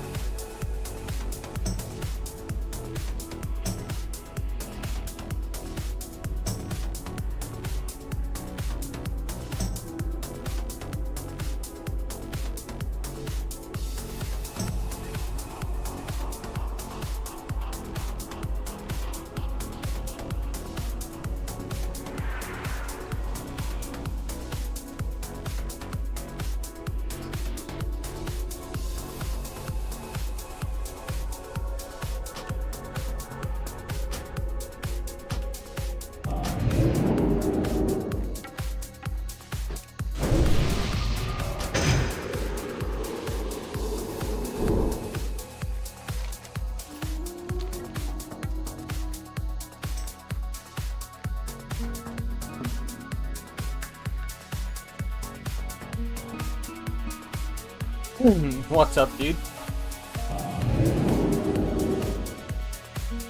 Yeah, sure. Just...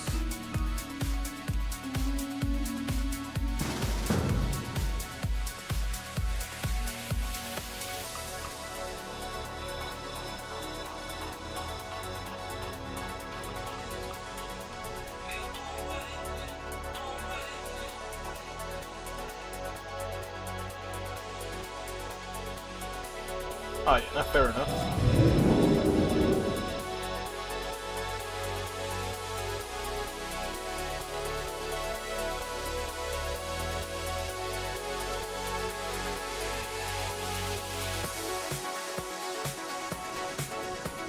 Now that's how you get a trophy or two over the old hearth. Nice killing, adventurer. Let's see how you handle this next challenge. There is a cagey breed of raptor out there. We call them jungle stalkers. They are far more difficult to track down and kill than the other breeds you've been trying your luck at. Kill 10 jungle stalkers, and I'll tip you off to the best hunting yet. I am impressed, adventurer. You are progressing quite well. There you go, dude. Now I'm going to up the stakes on you and truly test your skill. Prove to me you can kill 10 Elder Stranglethorn tigers. If you can do that, you will be ready for your final challenge before I declare you a Master Tiger Hunter in Master Nessingwary's presence. Elder Stranglethorn tigers are not only the most difficult to find, they are also the fiercest to defeat. Perfectly executed, adventurer. Now the hard part. A true panther hunter can show skill by dropping Shadowmaw panthers, the deadliest in Stranglethorn. Prove to us that you can slay 10 of these beasts. If you think they are hard to track, wait until you attempt to slay one.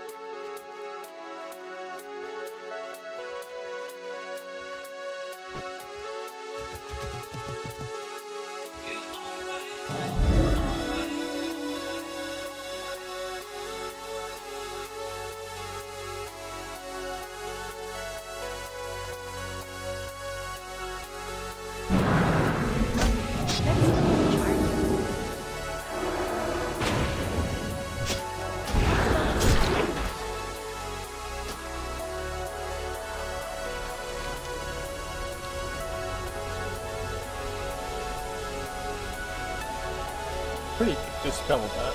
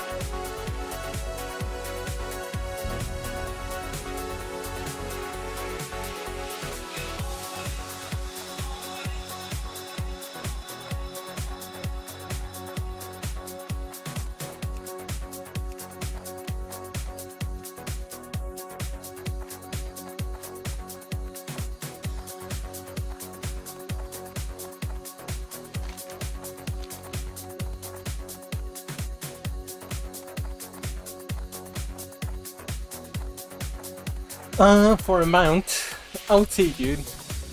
Hit 40 first, then worry about it, I need you know. to get closer. I'm out of range.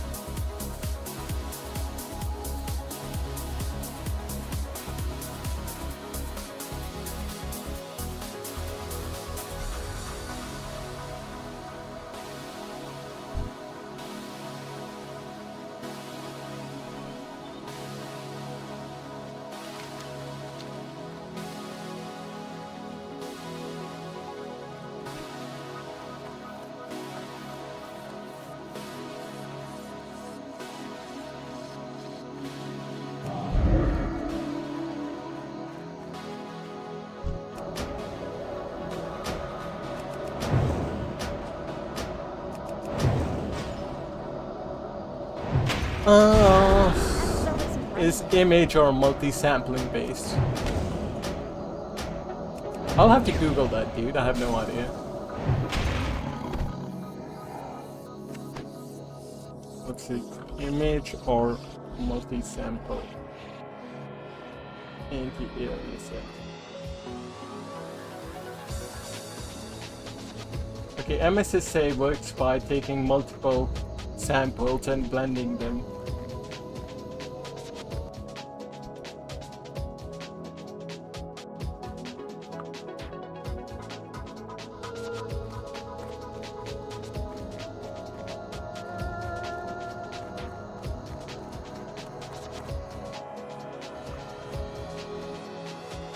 See, multi-sample.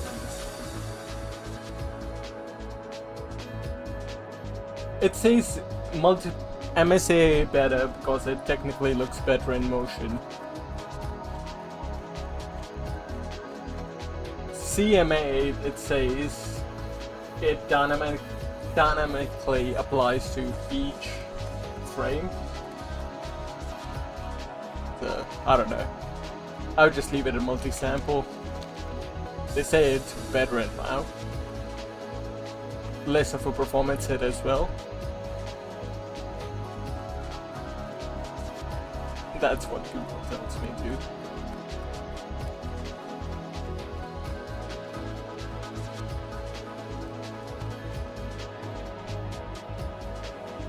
Yeah. Well, not compared to FXA, for example, but compared to SSA.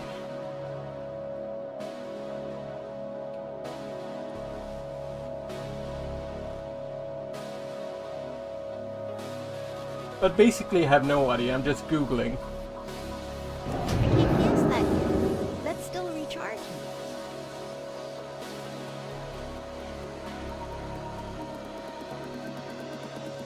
I can't guess that yet. That spell isn't ready yet. That's still a recharge. That spell isn't right. That increased. He's a high level too.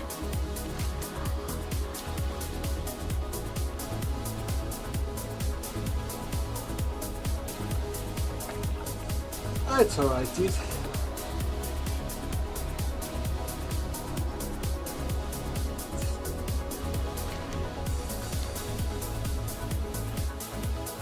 Part of playing on this server.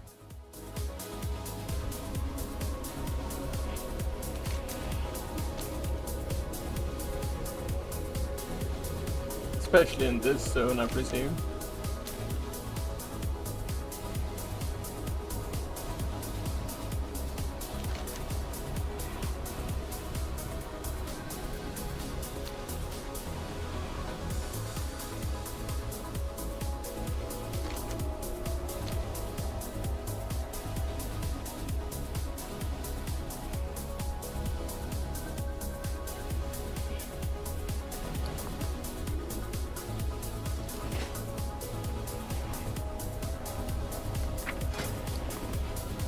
I can build off 2 stiffness, which is nice. That's fine.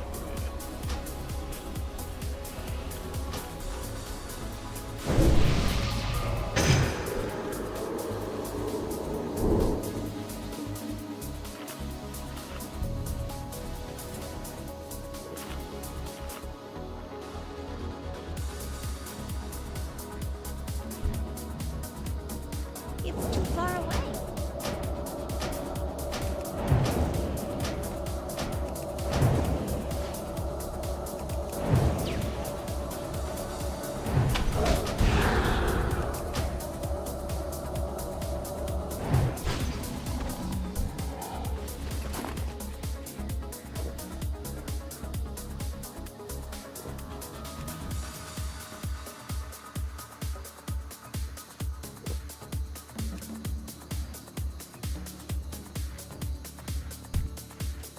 I'm out of range. Is Shadowwood Pain a curse? I wonder if I can remove it.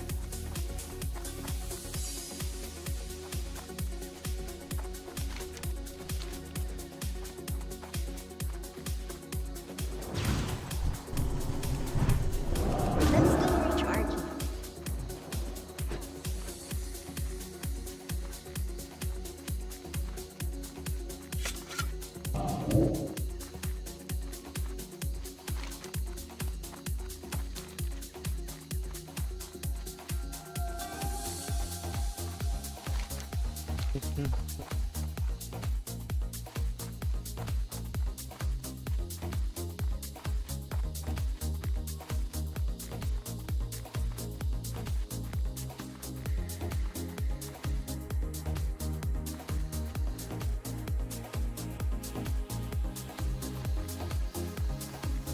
am I looking for?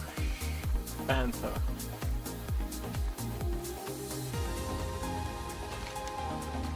Supposed to do a lot of that.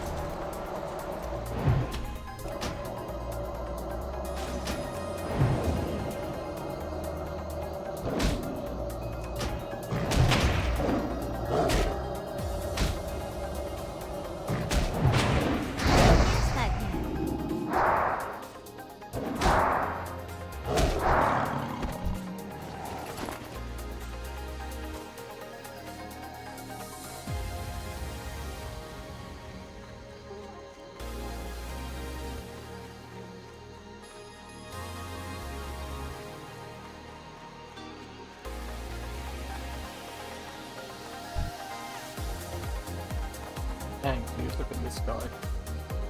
Galvan the Ancient.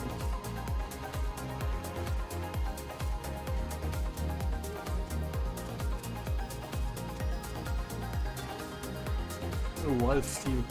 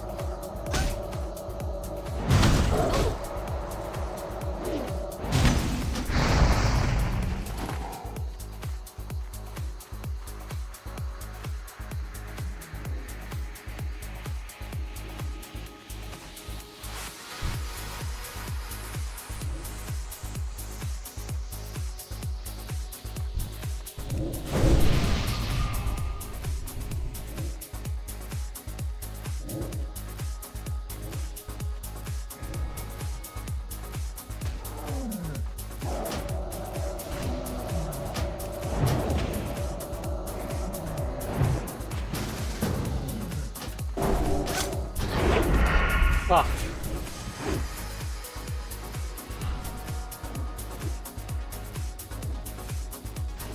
Ah, these are definitely.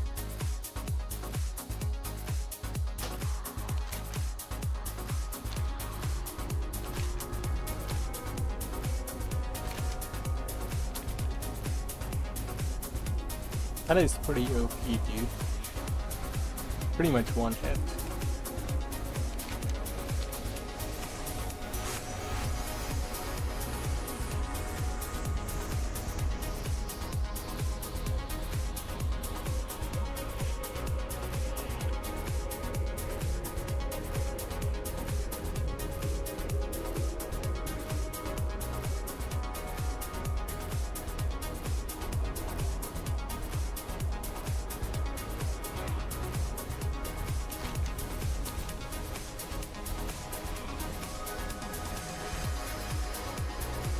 Nah.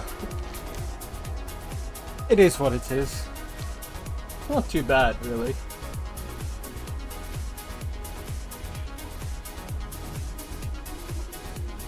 That's alright, man. I don't mind it. Nah, it's a higher level rogue. 3 levels higher. Rogues are pretty fucking nasty with ambush though, so it's really hard to do anything. Not yet.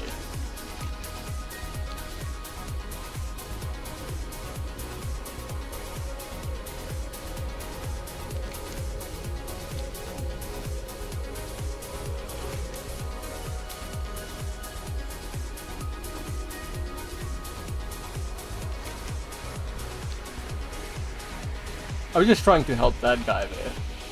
I had no intention of fighting that rogue. But I knew that rogue won. He died to that quest mob before.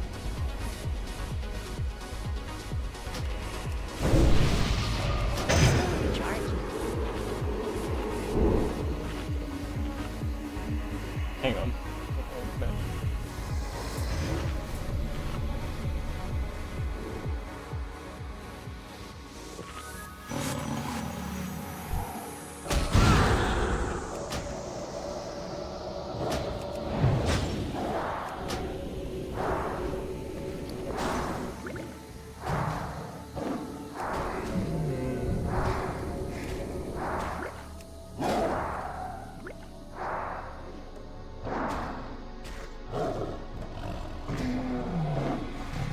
The dude.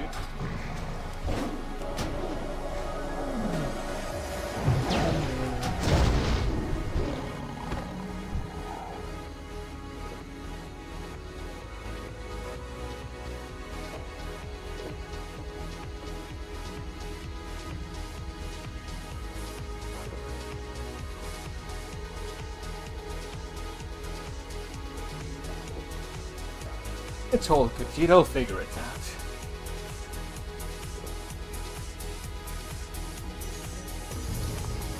I'll check it out later. When I'm in a safe spot.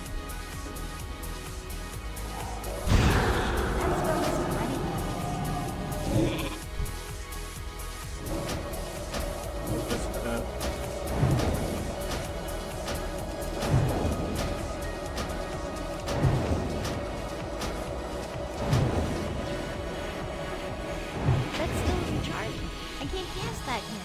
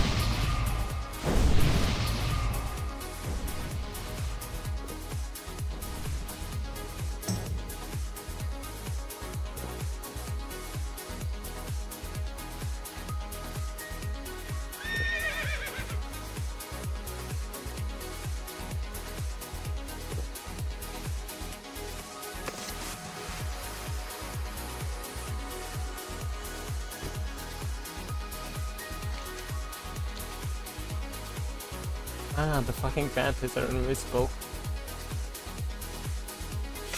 I need to go back at level 38 anyways. After this quest, this set of 3 quests, I'll go back.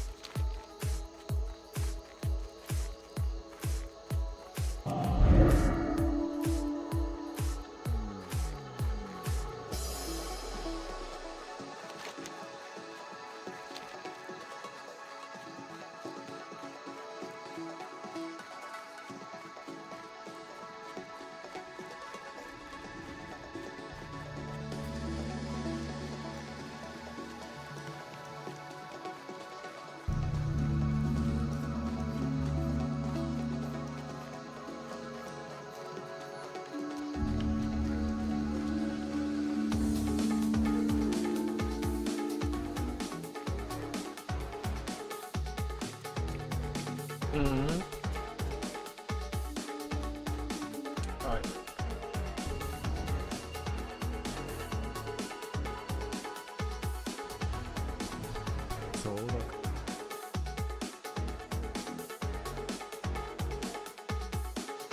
Zico, thank you.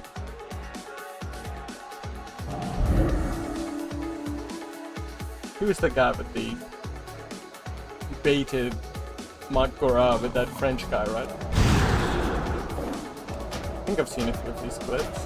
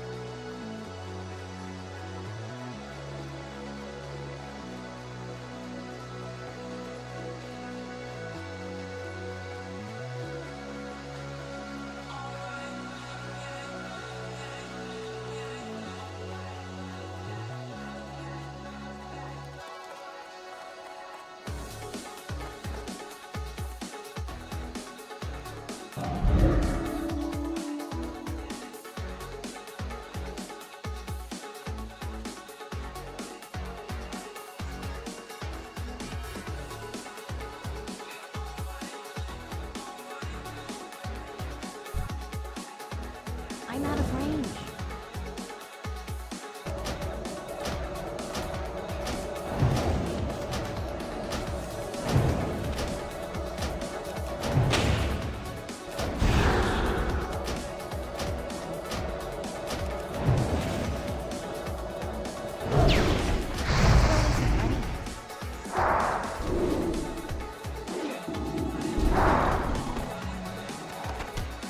It's too far away. I can't guess that yet. I need to get closer. That's still recharging.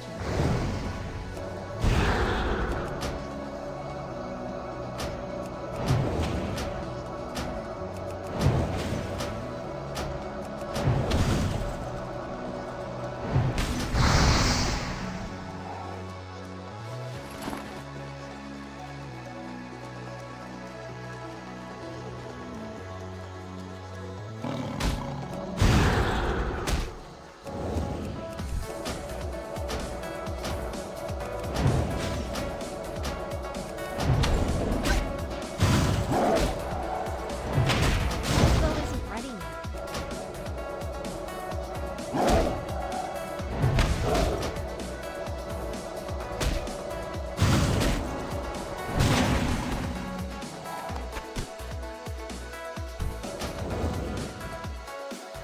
I need more mana.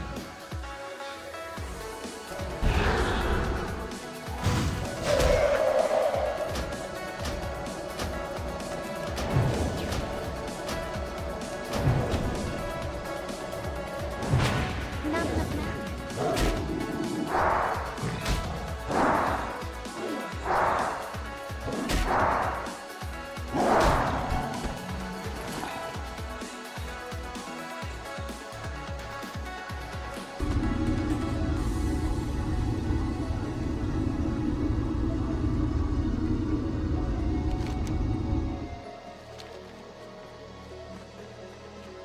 Right, one more.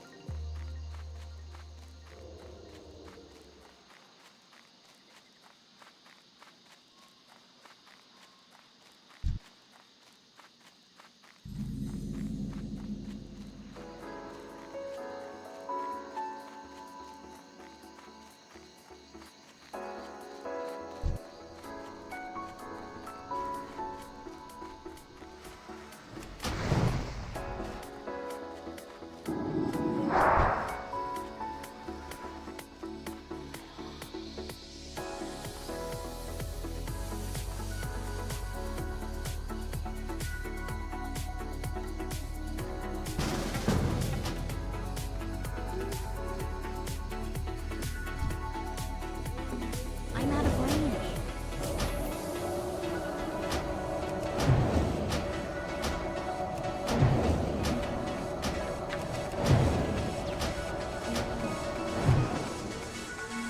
It's too far away.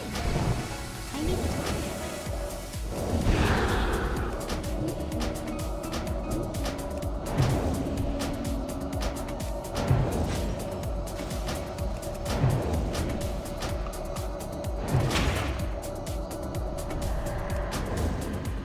That's still recharging.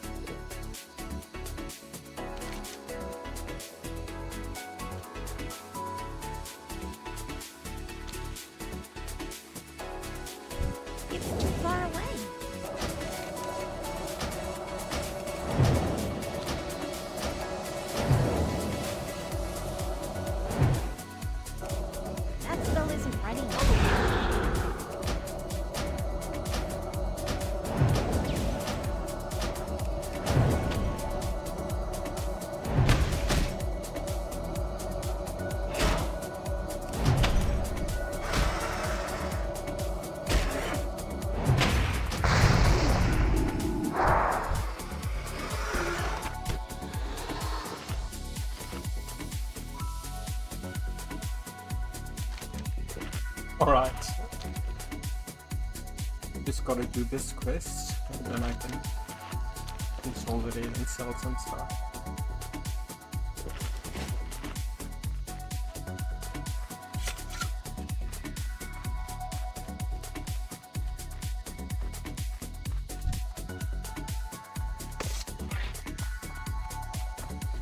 I'm out of range.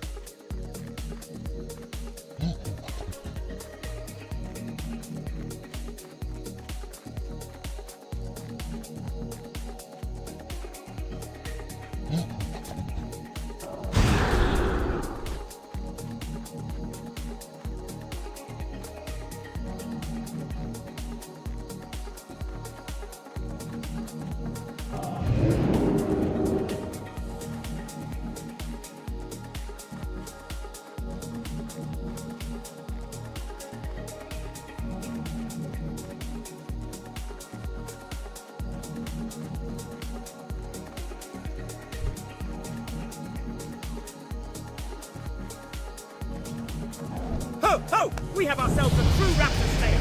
Nicely done, fair lady. Because you proved yourself to be such a go-getter in the jungle, let me tell you about a ferocious raptor that even I have failed to kill. Ajek here calls this wily raptor Tethys. If you want to prove yourself a true master, kill Tethys and bring me his talon.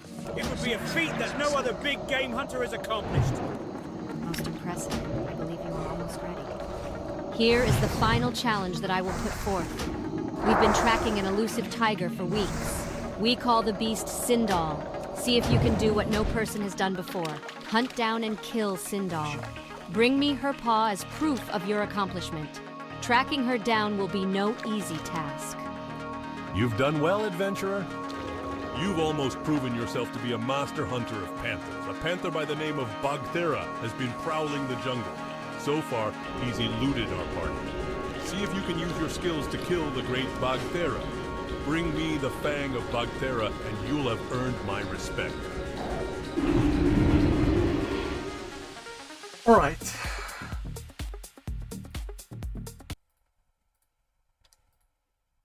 Kaiwa. Are you sure, Ziko-san? You were talking all this shit, bro. Let's go.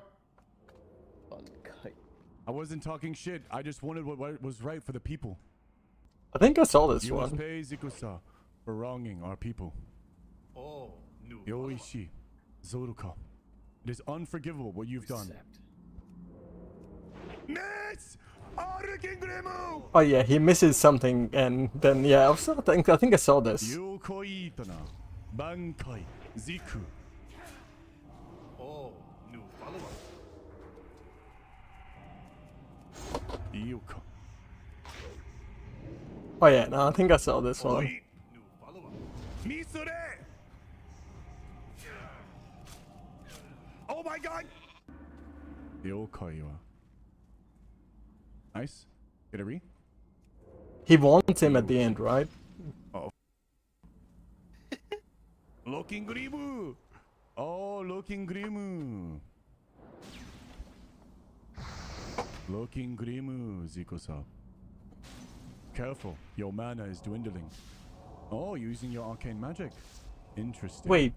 Fuck, I don't think I'm in South Shore. Oh my fucking god, I said it. Let me fly back to Stockton. I don't wanna. 25 9 silver to teleport.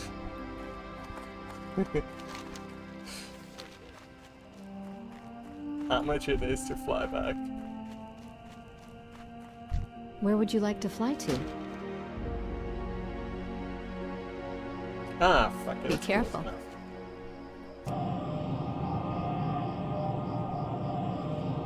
I was trying to save money, man.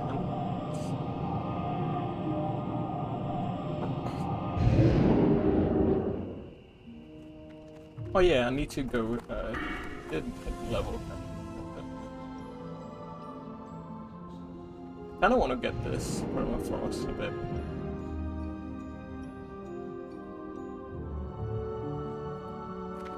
Let me get the cone of gold for now. What brings you here? Mana Jade. Oh,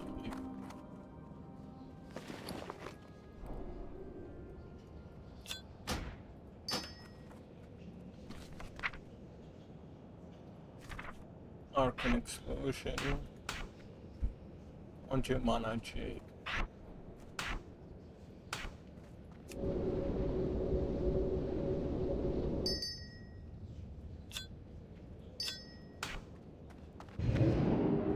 Fire Blast.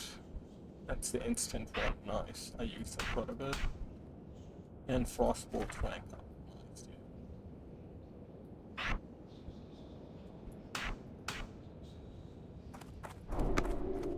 Alright, when's the next? Hello. No. I am listening. 40. Okay. You don't have to come back to level 40 now.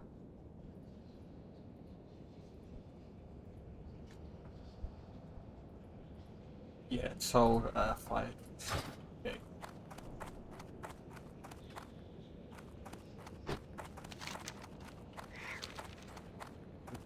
Was I think I saw that from Seeker's perspective.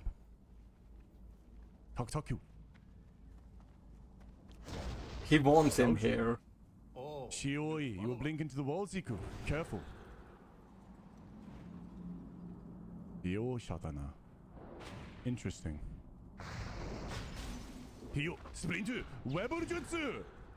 Oh, looking green. So he switches to level 1 crossbolt, I think. Told you. Careful, Ziku. Yeah, he goes around to prevent the gouge and he just...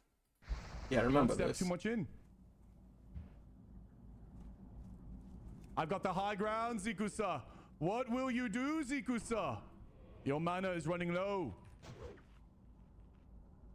oh, new follow-up. I will finish you here. And one final blow, Ziku. Kill.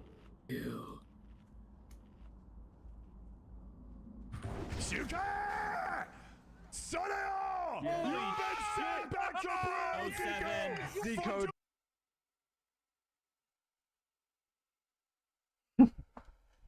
Dang, no, he lost. Fuck. But yeah, I have an idea in my head what I'm going to do. But it doesn't always work out. Put it that way.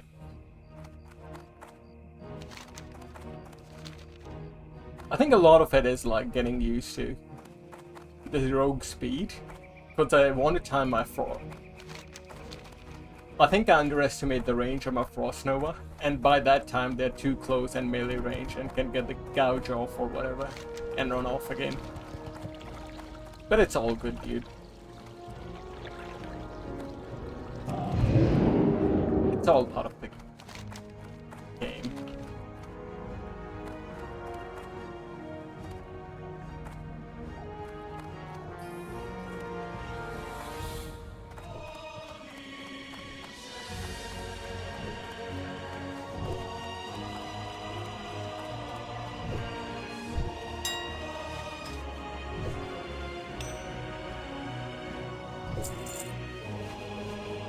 It's silver. Bought it, and I'm just gonna sell it. Raptor flesh. I can make it 7. Now I'm gonna craft some potions with this. Sell the silver cloth.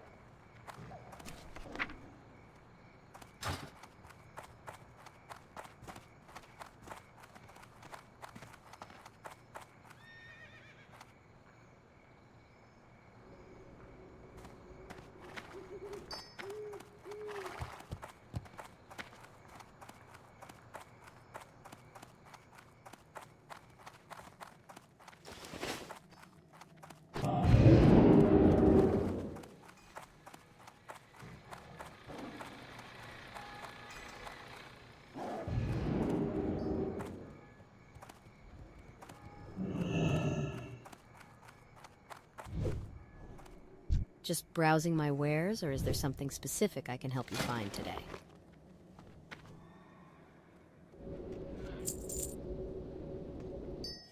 Got it on this question.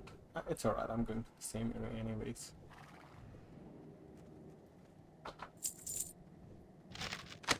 Okay.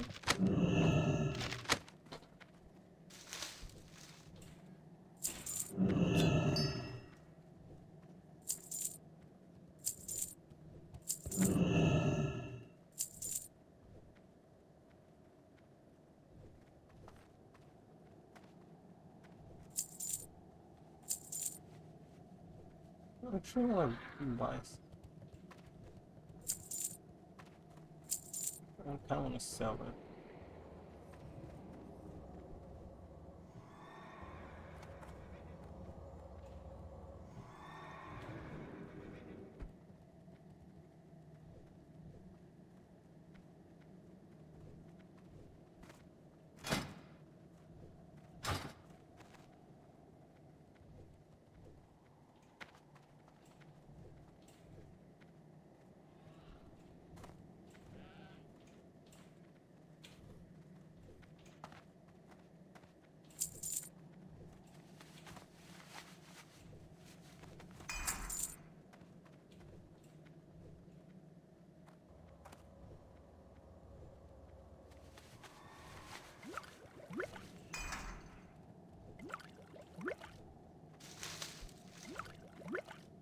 See you later.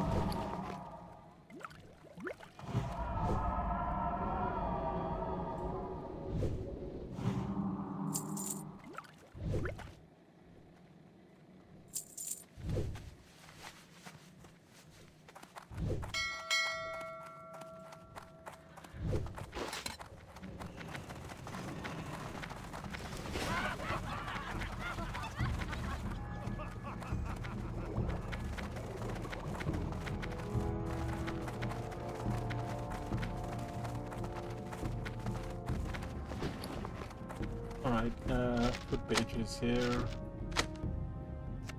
That's vendor. Okay.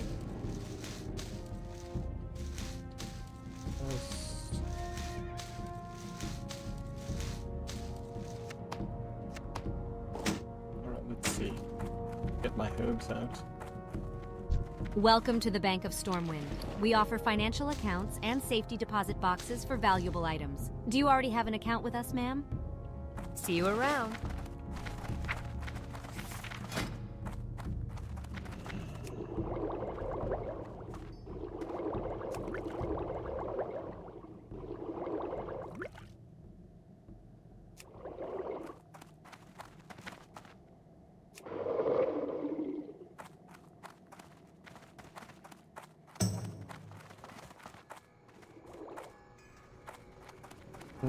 It's always Briarthorn, that's key.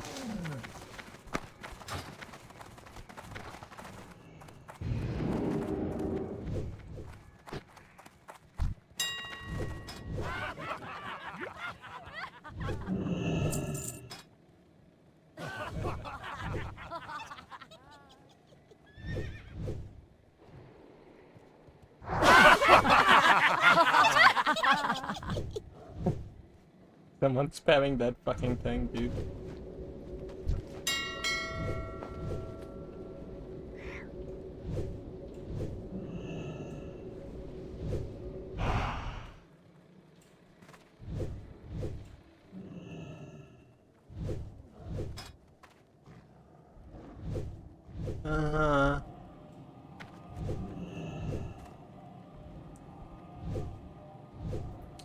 Alright, now fuck it. I need to level up alchemy as well. To get the big money making stuff later.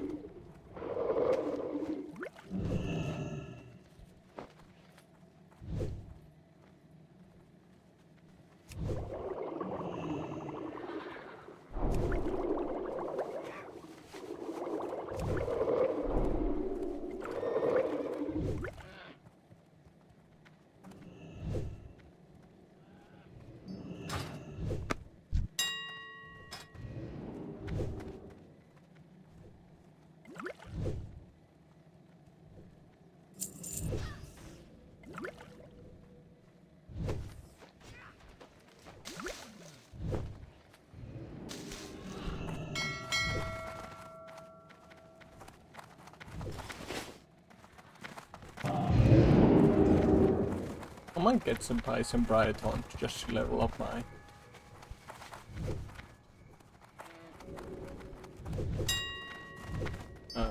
alchemy a bit. Holy shit, I think these scams, dude.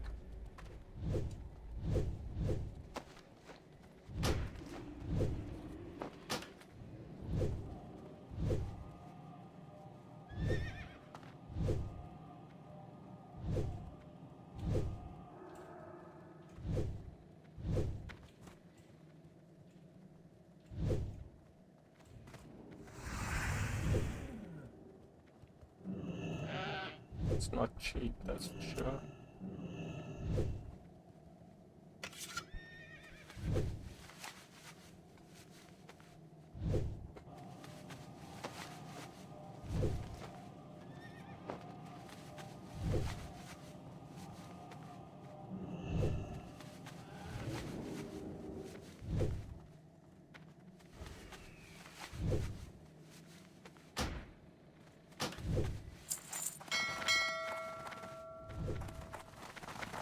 Decent pilot parts.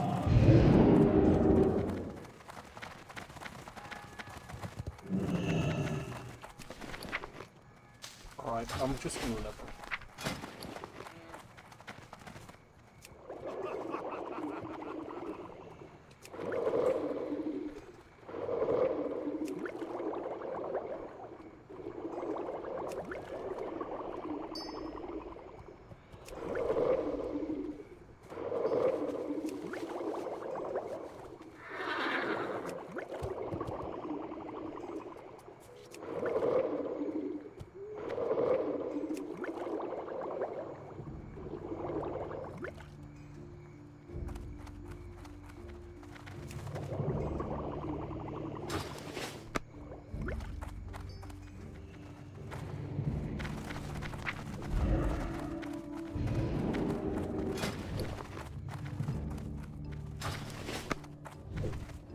Too big of an investment, but no more.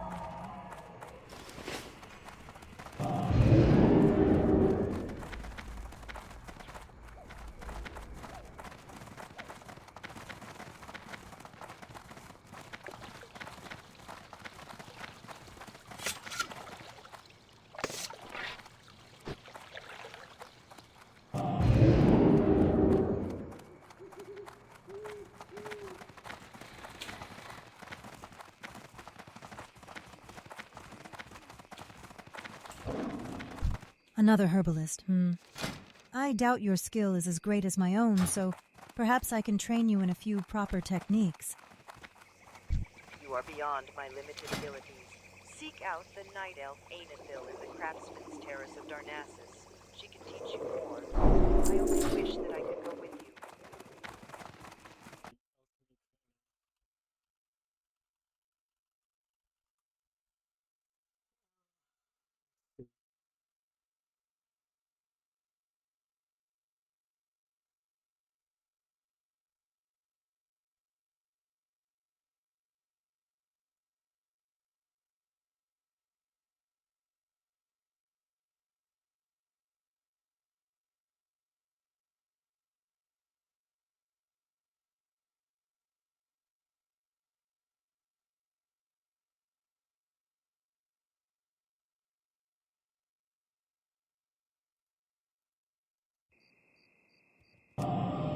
Darnassus alchemy training. Bucket will put in the work.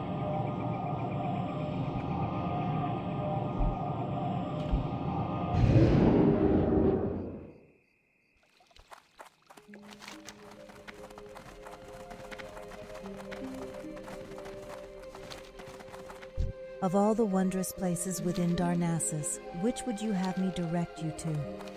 Here among the craftsmen of Darnassus, there is a millennium of knowledge for the benefit of your chosen craft. Now tell me, which craft do you find the most intriguing? If you truly have the desire to learn this profession, then I would point you in the direction of Ainatil, a skilled alchemist at the Craftsman's Terrace in northern Darnassus.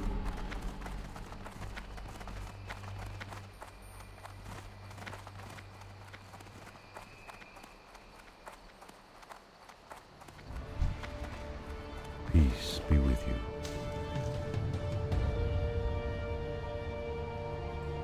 Farewell.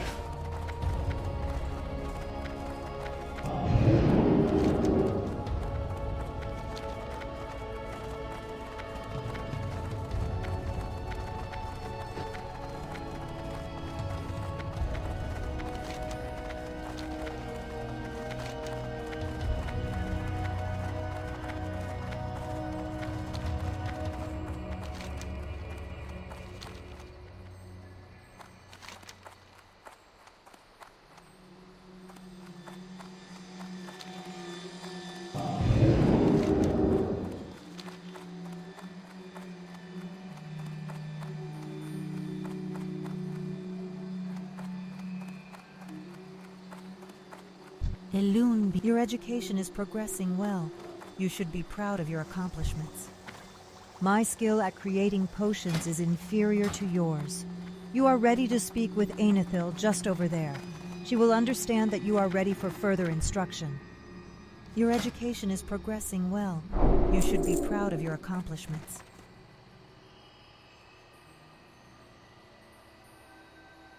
May the stars guide you.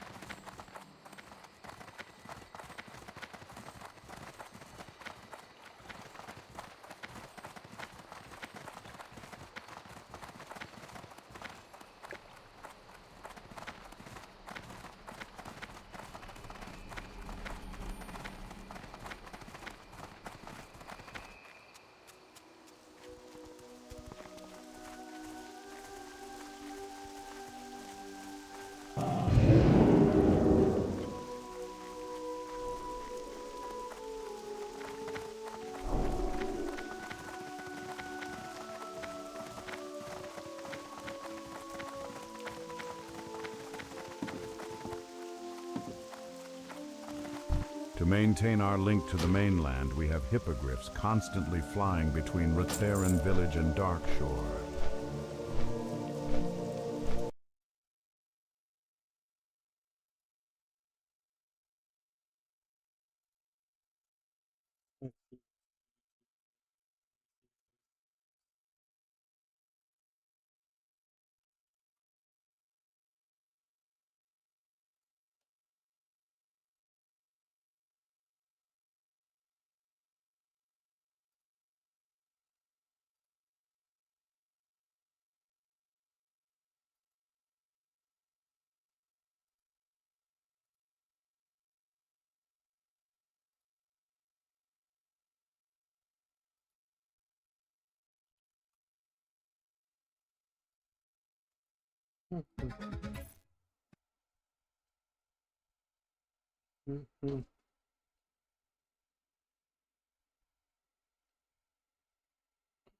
Delta Force came out with the PvE raid. What the fuck? Call of Duty did that too, to be honest. Wasn't too bad. Yesterday at 1500 hours, a convoy was attacked passing through Asara's eastern transport hub. Survivors confirmed the attack was perpetrated by the Asara Guard. This is the third attack this month. It's east of Zoltar Arms, fishing village.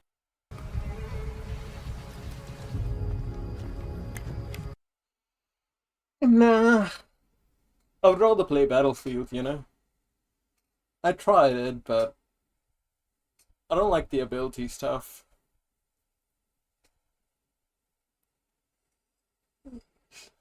I don't know. I'm not one for abilities and stuff and shooters. That's why I don't play Overwatch or anything. So it's seemed alright, but if I wanted to play a shooter like that, I would rather reinstall Battlefield 1 or something, you know? The village is unusually quiet today. Watch out. Don't fall prey to an ambush. Take out the intruder! Chivalry barrage! What The Call of Duty raid was fucking hard, dude.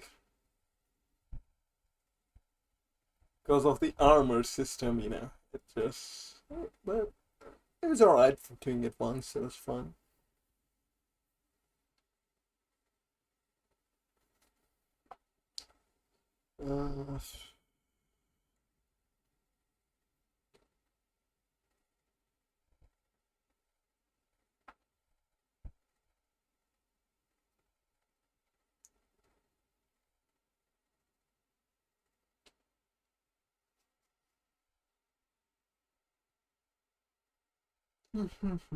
What has Morty-chan got?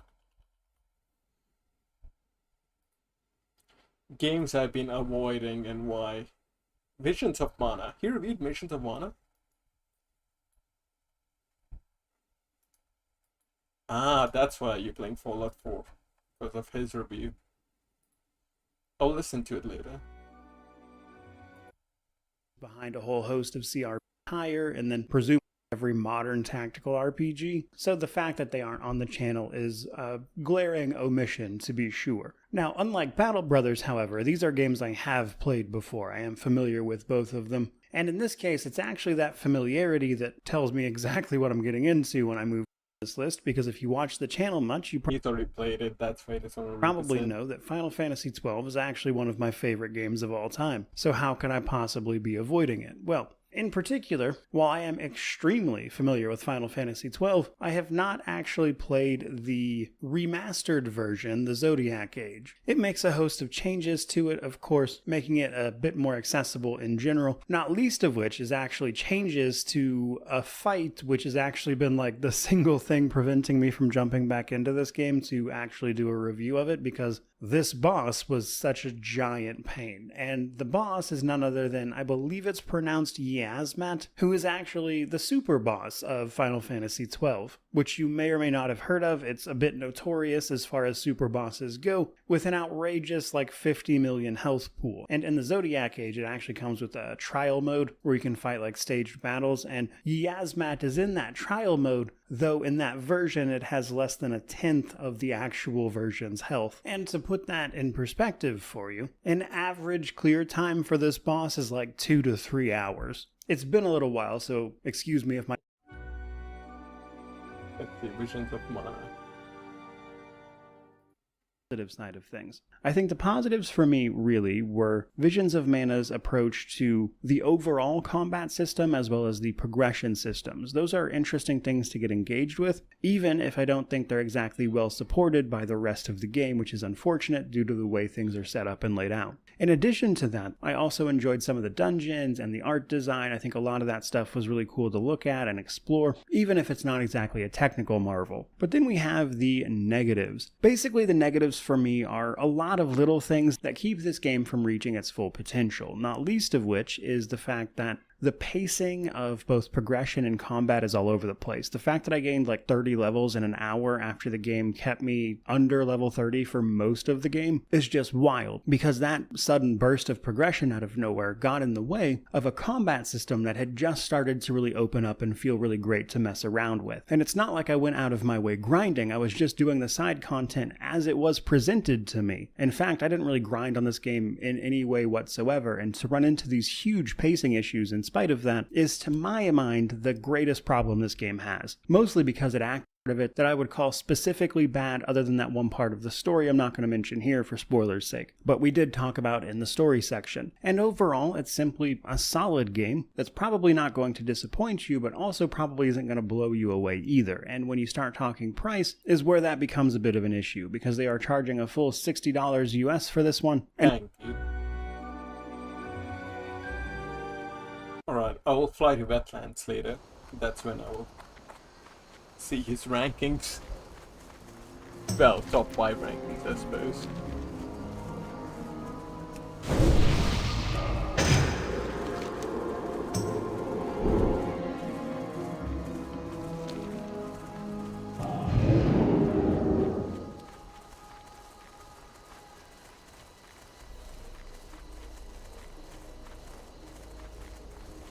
I also need to... Oh, it's my AOP pages too beautiful. That's okay.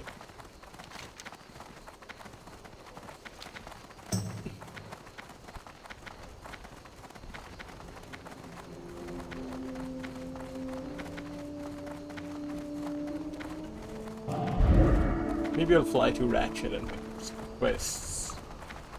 I have a lot of quests though, maybe I can...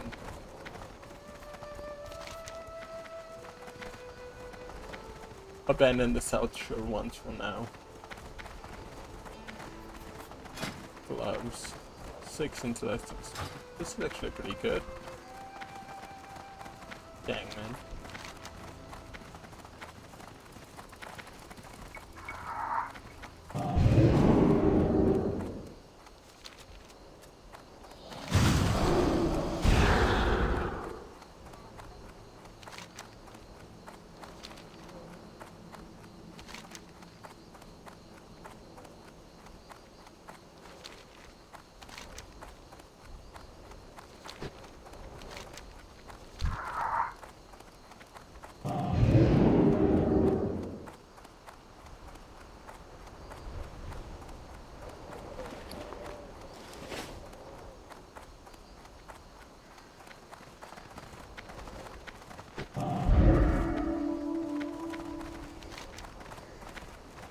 Are you still in there? What area is Moradon in?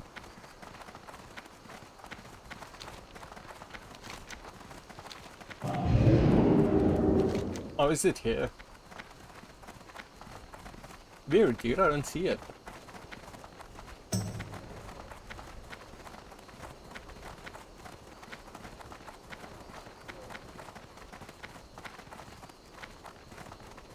Ah, I see. Fuck.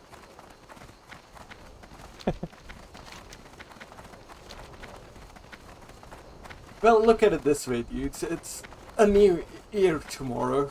You should start your new year with something you like. I don't know, maybe return to Resident Evil 4 for a bit.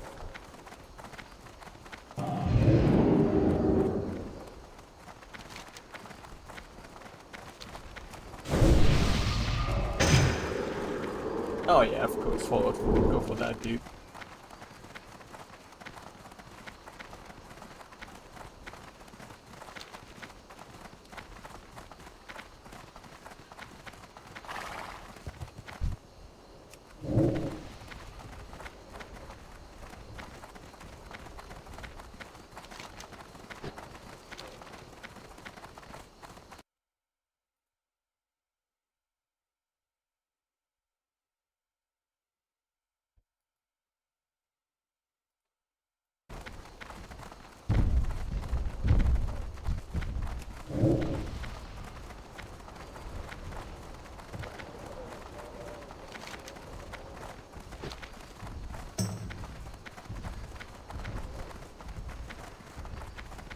I'll go to Ultra.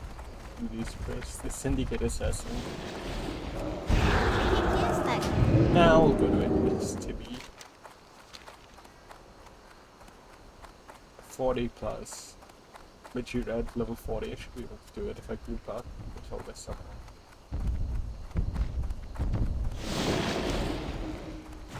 God damn it.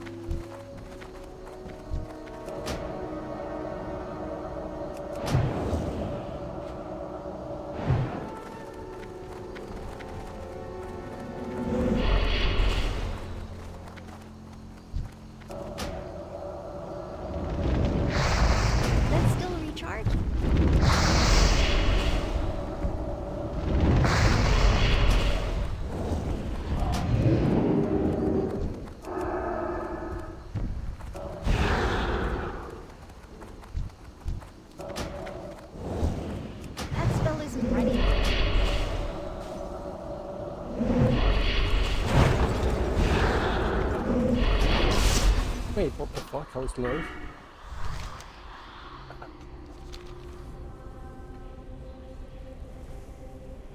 I thought I had more HP to tank one hit. That's why I didn't silence. Ah well. It is what it is.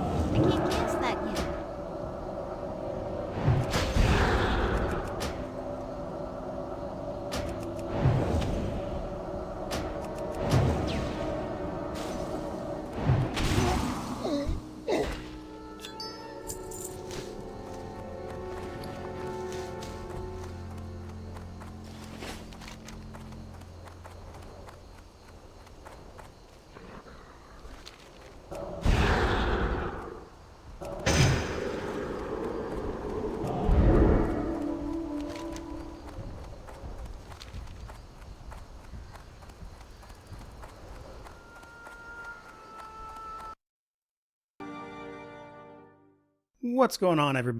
Very bottom with number 60, which goes to Deathbound. Deathbound was, I would say, an experimental Souls-like that released earlier this year back in August. Its main mechanics focus on switching between a bunch of different characters who all have their own moveset and a shared health pool. And while it has some neat ideas, while I was playing through it, I just kind of realized I didn't like basically anything about this game, at least in terms of execution. I liked one or two.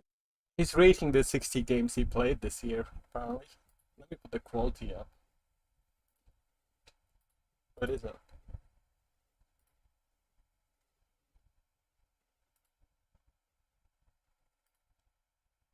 What did I do?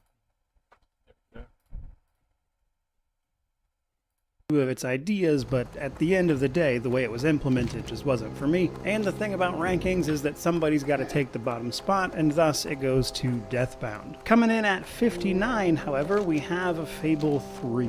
I re-reviewed the entire Fable series this year to basically just refresh my memory ahead of the eventual launch Fable of the 3, reboot, dude. and it was illuminating. I hadn't... Dang. Fable 3's, I don't know, it's okay, I think. It's, the gameplay doesn't really exist. Yeah. played those games in a very long time.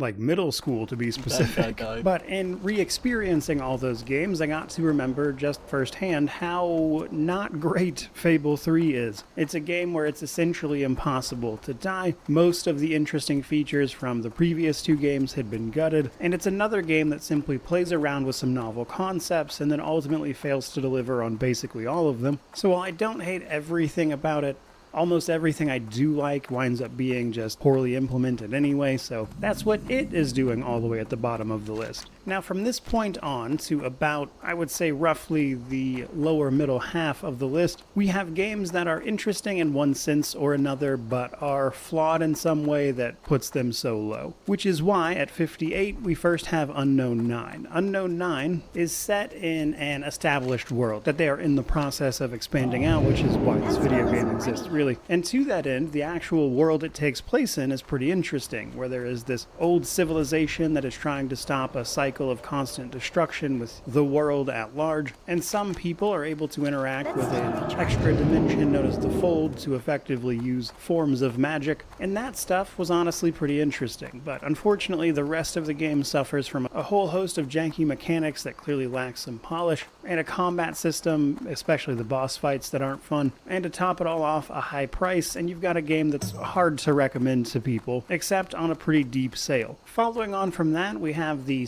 Dang, dude, we're going through the slop at low levels. TRPG Broken Roads, which in fairness to this game, it has released some patches and stuff since it launched that I haven't personally been able to check out as recently as December 10th, so it looks like they might be starting to turn this one around. But as a CRPG set in Western Australia, and any CRPG at all really, has my attention, and combined with its, I would say, novel morality system, it was a game with some interesting ideas, but unfortunately all of the various issues with continuity and things like that you could run into when the game released, on top of combat and itemization that just really wasn't up to par. So that's what it's doing so low on this particular list. Sometime in the future I might take a second look at it just to check out all the improvements that they've made since, but as of right now that was my experience at the time. Coming in at number 56, however, we then have Flint, Treasure of Oblivion, which is a short and sweet tactical RPG. I knocked this one out in a single day. It's about a pirate, as you might imagine, looking for some form of treasure after hearing a legend. And while I think this one is interesting if you really like tactical RPGs, because it uses its own system, which is actually a pretty interesting system that I enjoyed running through,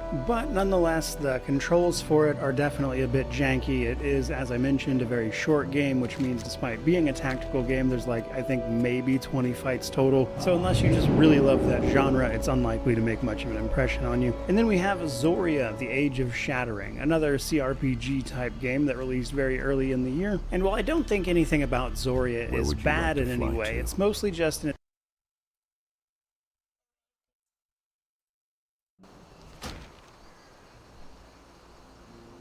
Flight now.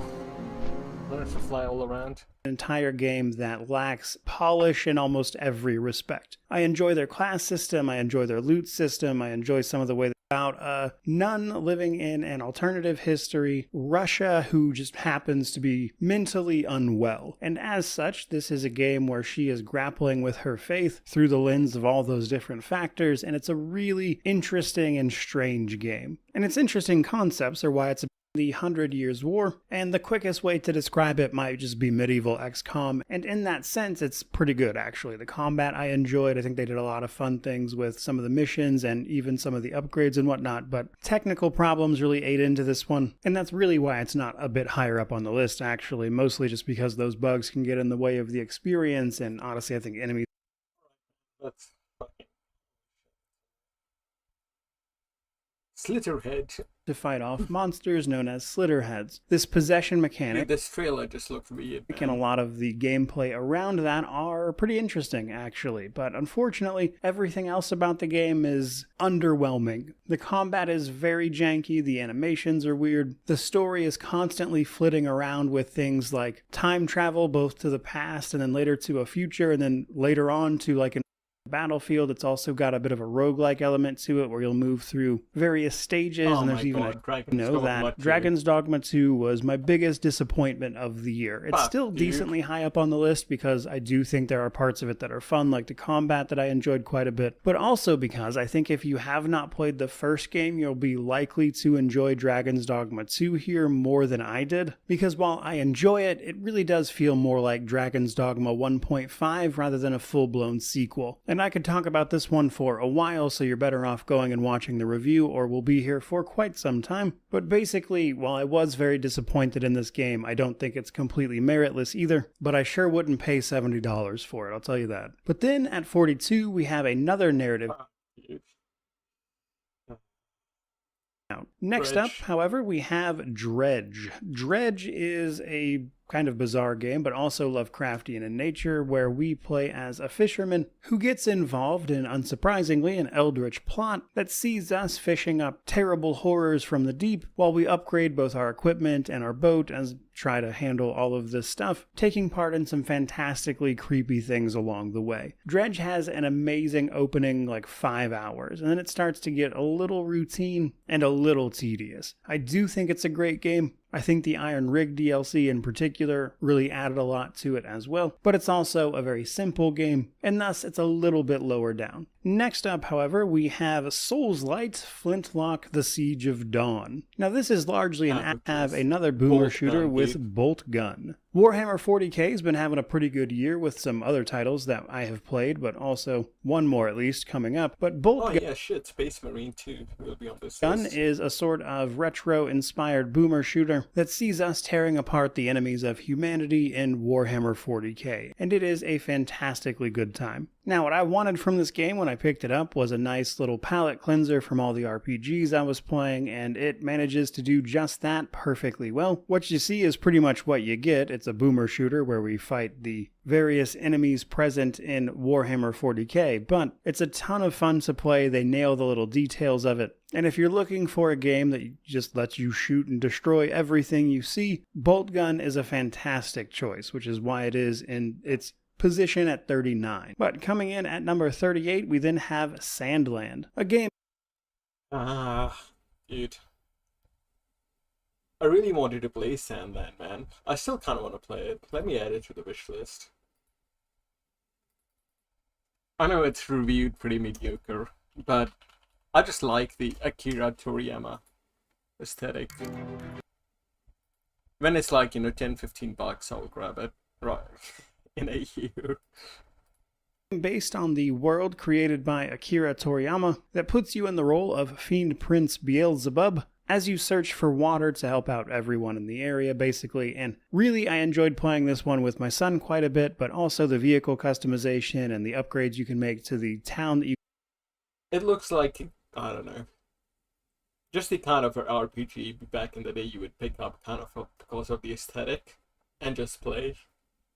Wouldn't blow you away, but there's just something you get access to are a lot of fun to engage with. But in particular, I enjoyed running around and playing this one with my son and letting him build vehicles and, of course, blow apart enemies with them. And we had a really good time together with this one, and that's why it is where it is. The story probably won't blow you away, but it is a lot of fun otherwise.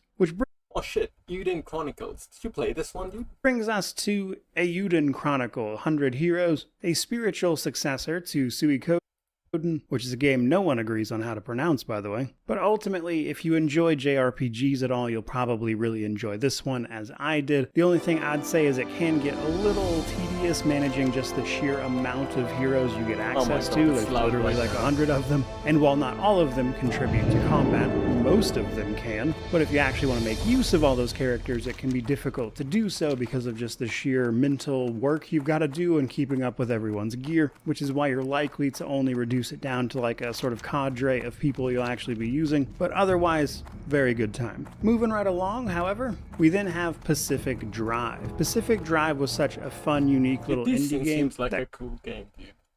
Just a driving survival game. Oh my god. It's on the wish list, right? When it's like $5, I'll pick it up. It is on the wish list. It combines a lot of things in a way I just hadn't seen before, which is why I had such a good time with it. And while I think it probably runs a little too long, a game that puts us in the role of someone driving an anomalous car in an anomalous zone, trying to survive while we also gather resources and energy to keep fixing up our car, upgrading our shop, and driving on to the next. Yeah.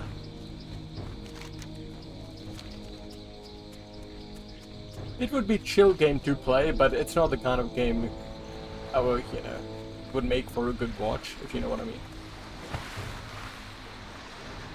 Area, which will itself be bizarrely strange and at the same time deadly, of course, while dealing with all sorts of almost survival-esque mechanics. It's a really good time in a way that is, as I mentioned, unique, which is what it's doing so far up on the list, because when you've reviewed as many games as I have, unique tends to be hard to come by.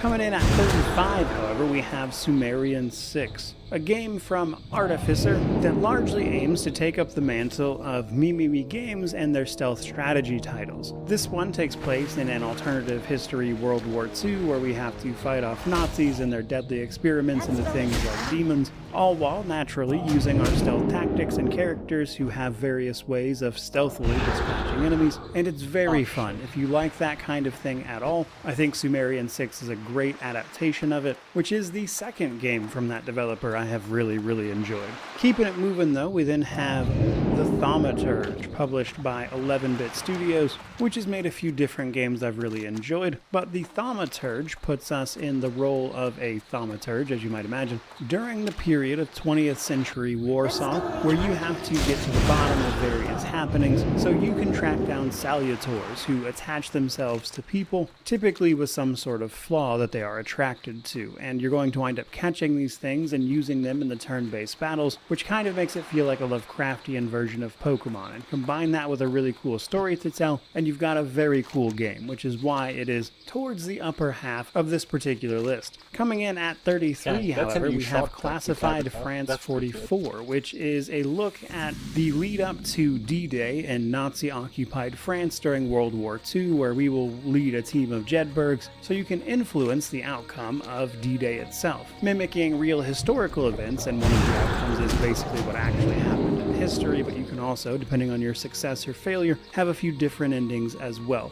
Now, this is done through the guise of a TRPG that is very well executed, a variety of different missions, some involving more stealth and then others outright combat, but altogether, it was a very good time, if only because I'm at that age where a man gets real into World War II. But speaking of war and TRPGs, we then have Gears Tactics. This is an older TRPG that a lot of people had been asking me to check out for quite some time, Gears as you could probably tell because I play a lot of these games. But Gears Tactics is a fantastic tactics adaptation of the Gears franchise. I played this for like 5 minutes on Game Pass. Technically I didn't play it, but I'm gonna say I played it. franchise. In fact, it's almost shocking how well that franchise fits into exactly what they were doing here. Now, my main issues with this game are that it requires an Xbox Live account, even when you play it on Steam, which... Your errand must mean much, adventurer, to draw you so deep into the marsh. Oh my god. Go with honor, friend. Oh, that's a nice one. No, I don't mean it's nice, like cool juice is nice on a hot day. In fact, it's very not nice now that I think about it. Not the juice, the orb. Focus, adventurer. We'll need you focused if we're going to finish our task. Now that we have a summoner's orb, we must exorcise the demon within it. I can do that. That's the easy part. You're the one who has the hard job. You're the one who has to kill the demon once it's out, and you'll have to be quick. If you take too long, then he'll jump back in the orb and we'll have to start over. So get yourself ready. Prepare your strongest spells and keep your potions handy, and go get a friend. Because this is really people.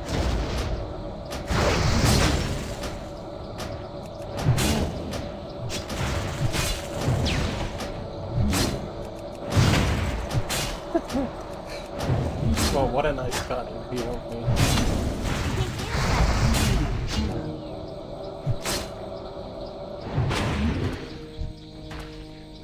How kind of you.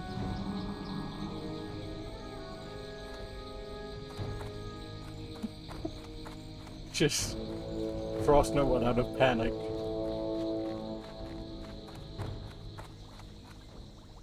Well met. Safe travels.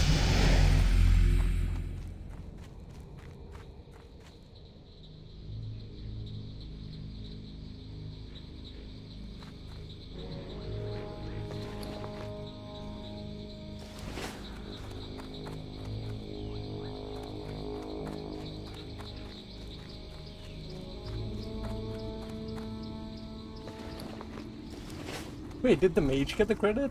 Fuck.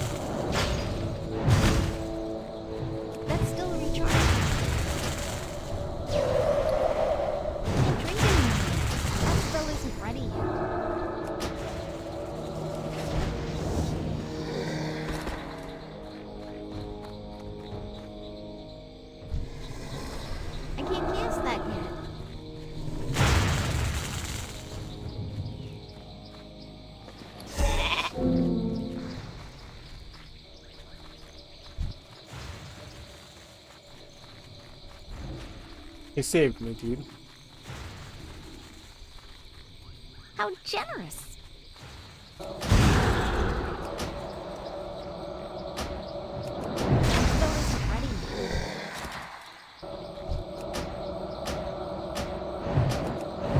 What a Chad mage, dude.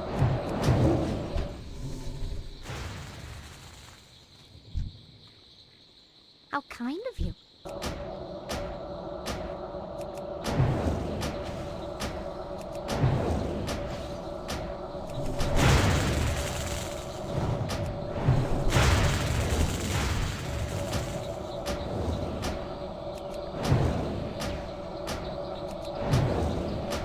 This guy's a giga Chad. That's still recharging.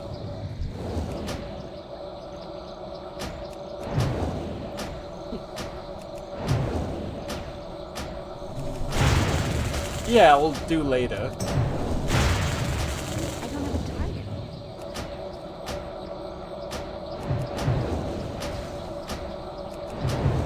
I can't cast that yet.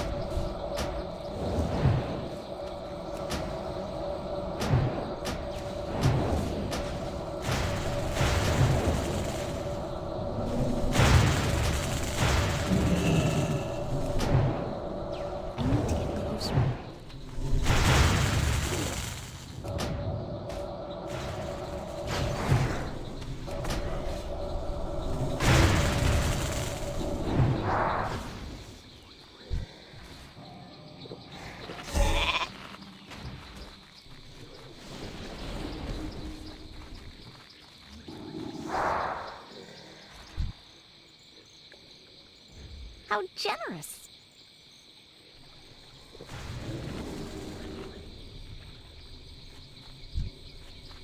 Keep her. Nah, she's alright. The mana regen. I know what she's doing, but...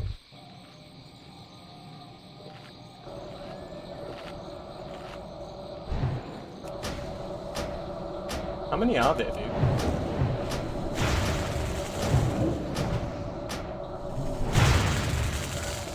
Dang, dude.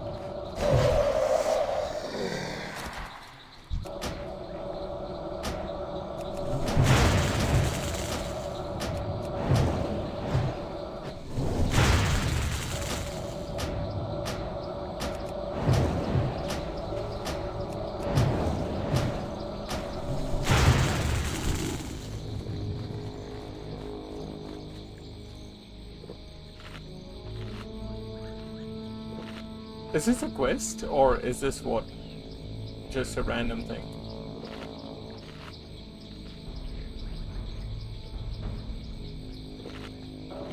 I don't have a target.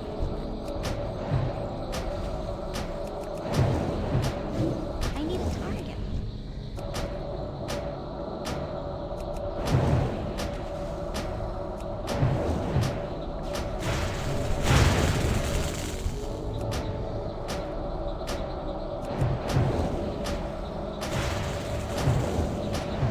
I don't have a target.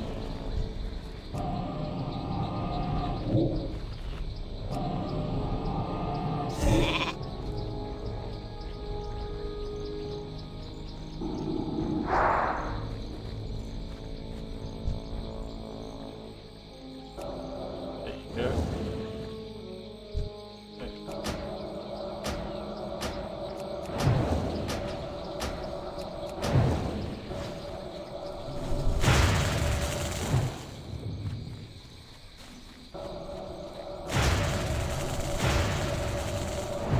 That spell isn't ready yet.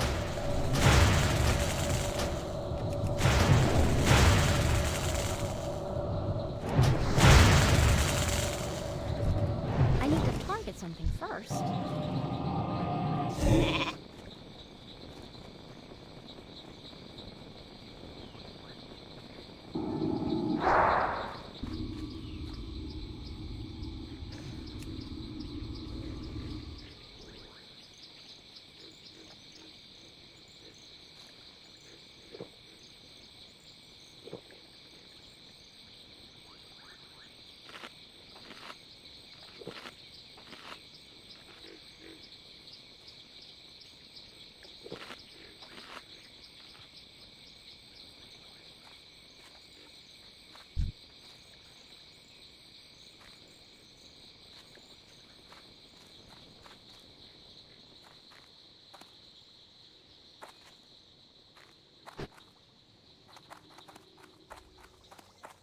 Your errand must mean much, adventurer, to draw you so deep into the marsh.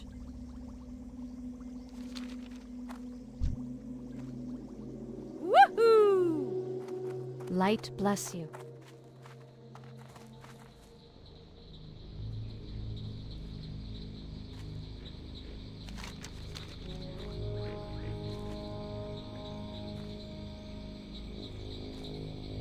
Ah man, the quest failed.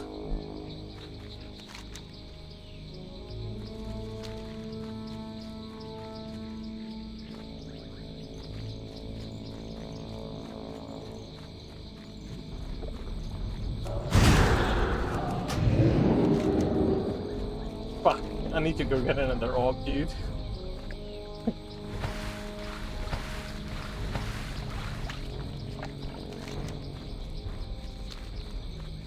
Oh my god, dude.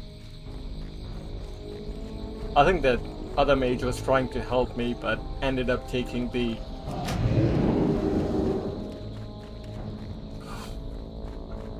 Let me pick up the quest since it failed.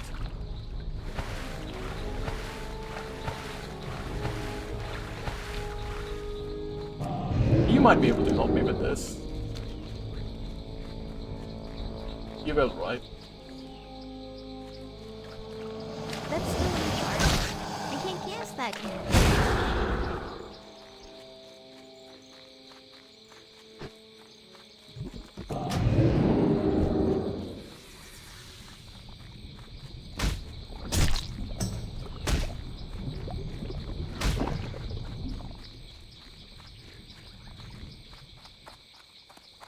Your errand must mean much, adventurer, to draw you so deep into the marsh. Greetings. Now that we have a summoner's orb, we must exorcise the demon within it. I can do that. That's the easy part. You're the one who has the hard job. You're the one who has to kill the demon once it's out, and you'll have to be quick. If you take too long, then he'll jump back in the orb and we'll have to start over. So get yourself ready. Prepare your strongest spells and keep your potions handy, and go get a friend if you have one. Because this isn't going to be pretty.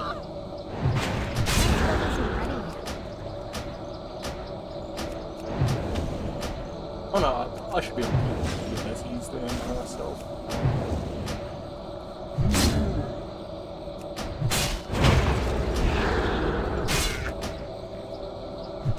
Fuck, maybe not. Can't drink anymore. Uh-oh. Never mind.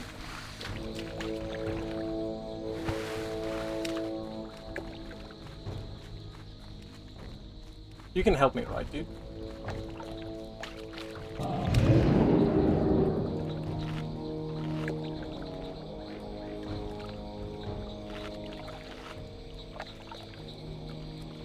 Well, it doesn't need to be now, because you're in a dungeon right now, but later.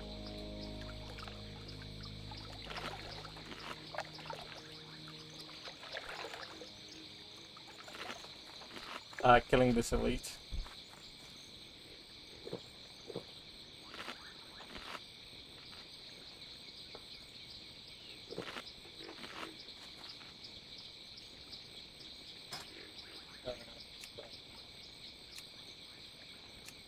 Dang, you really are in the Badlands, dude.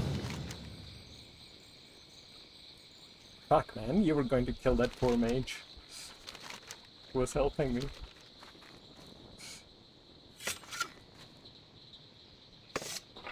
It is what it is. Undead, you know, can't trust them.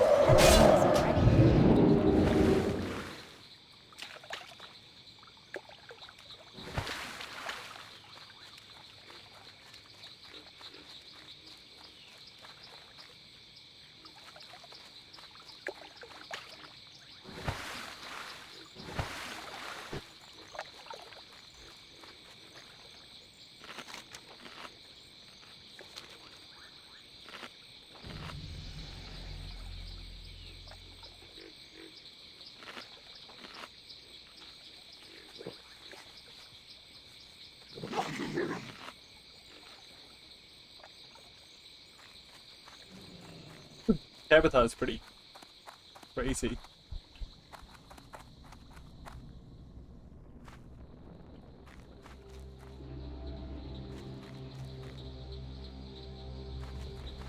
Godlike.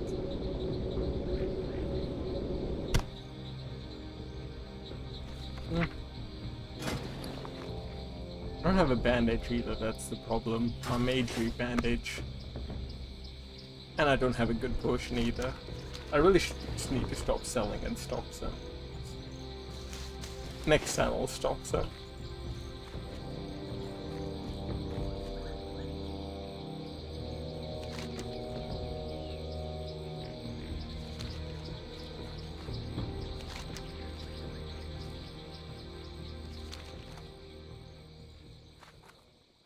I'll watch the video while I wait for you. Was bizarre. But otherwise, there's just not a lot of content here for an otherwise really fun game. I think if they had had more variety to it, it probably would have been even a little bit higher. But this is a great tactics title that left me wishing there was just more to do, and have an RPG with Tactical Breach Wizards. This is a really fun TRPG that personifies the meme of a wizard saying, I might be out of spells, but I'm not out of shells. Because we lead a team of renegade wizards utilizing both modern weaponry and actual spells and magic to take on a whole host of different situations, but mainly a conspiracy involving your former partner of a special ops team. It's unique, it's quirky, you get to throw people out windows.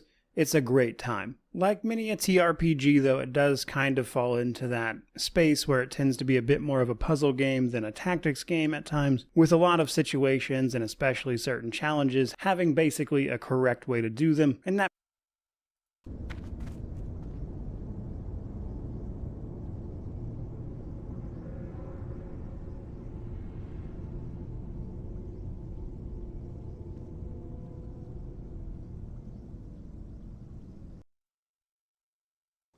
Thank you, you're in the zone. Hog.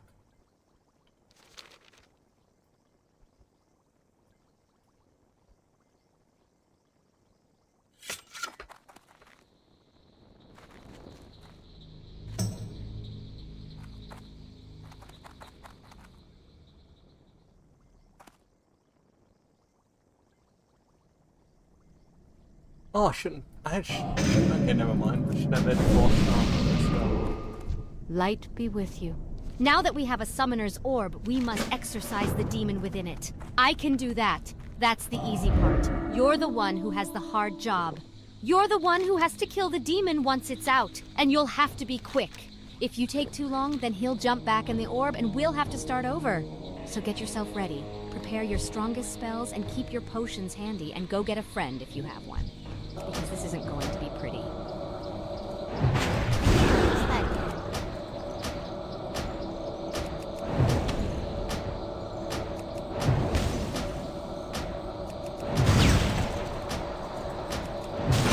Ah, fuck. I think I may have wasted your time.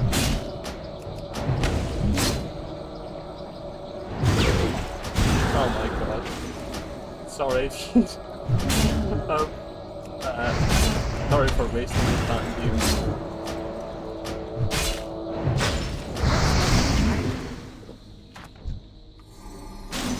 Much appreciated.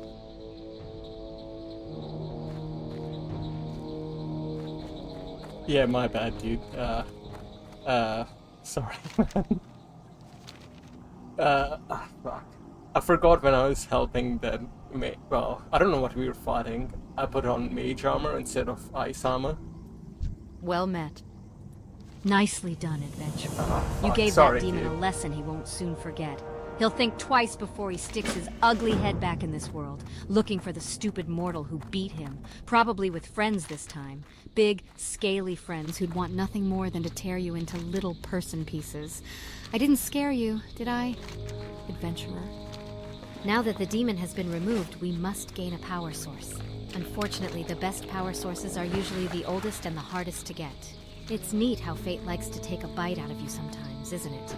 So you're going to need to go to Uldaman and defeat the Obsidian Sentinel there. He's big, he's tough, and his power source packs a punch.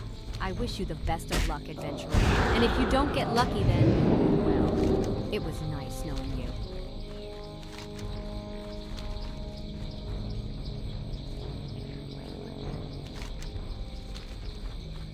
Dang, my bad, dude.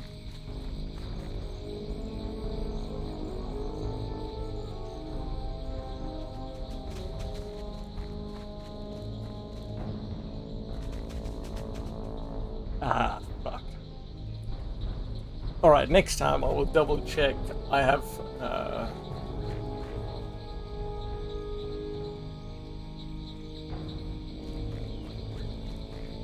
a level 40 is photos.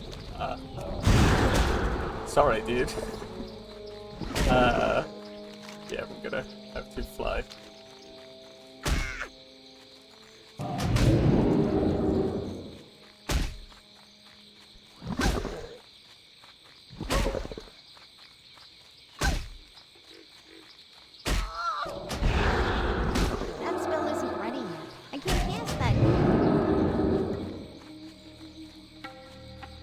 It's alright, I've got ice box still.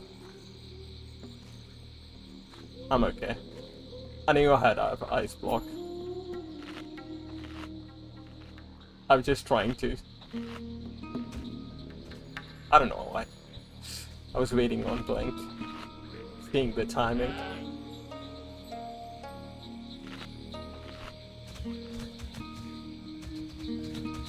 Let me see, dude. That's a cool mask you got. Dang, dude. Rogue's got a cool mask, man.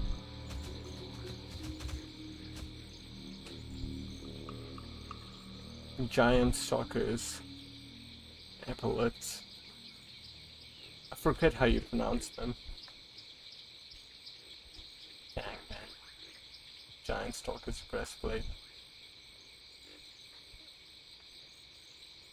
Peacemaker. Carapace spine crossbow.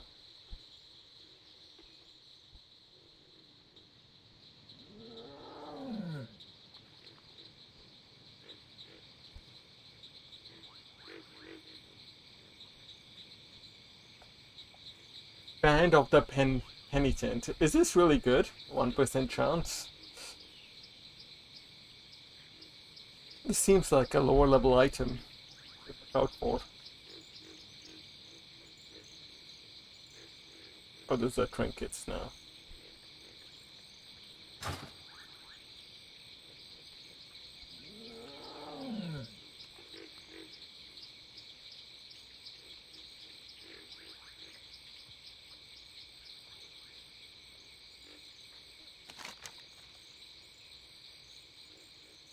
This guy's asking me to fucking...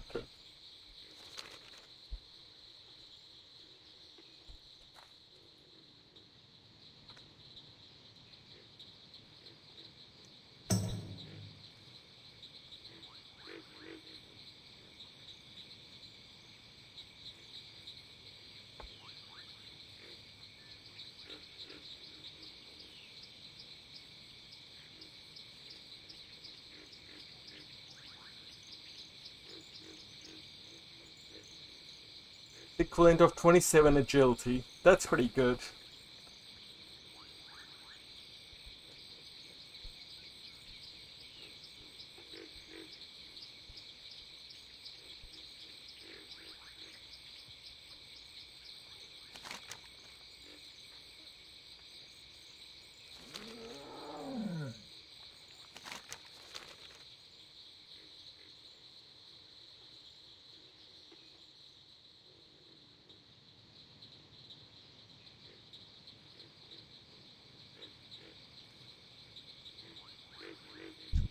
Rogue agility 29, 1% crit. Hunter agility.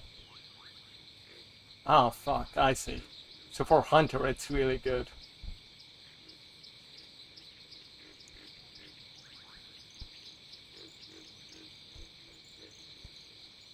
Dang, really? See ya! Fuck, nice. Hooray!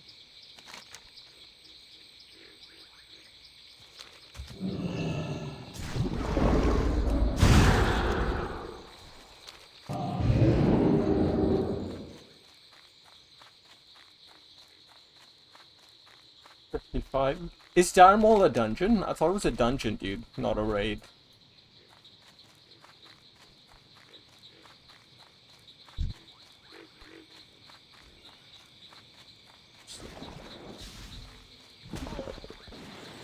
That's still recharging.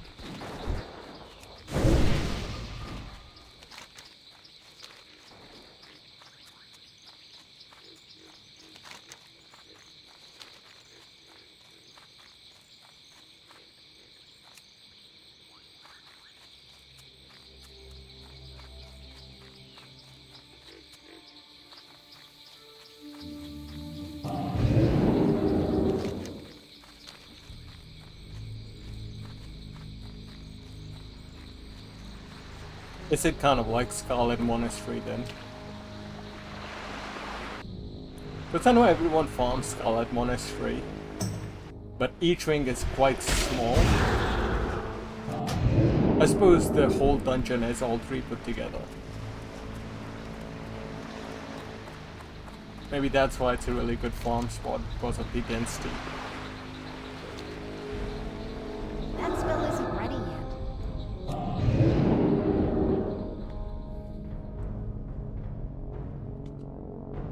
So you're saying does Dire Maul come out then, or does a wing for Dire Maul come out then? That yet.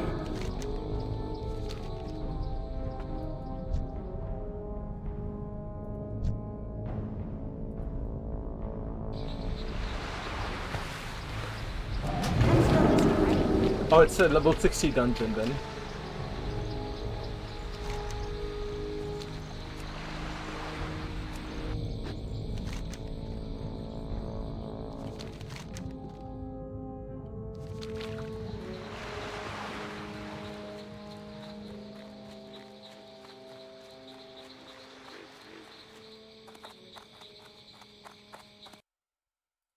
Brings it down a little bit for me, but it was still very, very fun. Halfway at number 30, however, we then have, believe it or not, another TRPG. This time, though, it is Phantom Doctrine, another one that people had been asking me to take a look at, and this one is a little bit different because it is primarily a espionage TRPG. A lot of the point, and sometimes even entirely, you can get through a mission almost entirely via stealth. But this one takes place during the Cold War, and you'll lead a group of spies getting to the bottom of yet another global conspiracy. But while you do that, it has a ton of unique and interesting mechanics based around, of course, infiltrating places, setting up before those missions to plant things like your own double agents or a whole host of other things you can do. It was a really great TRPG. I do think it runs on probably a bit too long, but it has a ton of really deep systems to engage with and ways to build up and prepare for individual missions, and because of that and what you can do on those missions with the actual espionage and disguise side of things, makes for a really, really good time, which is why it's as high up as it is,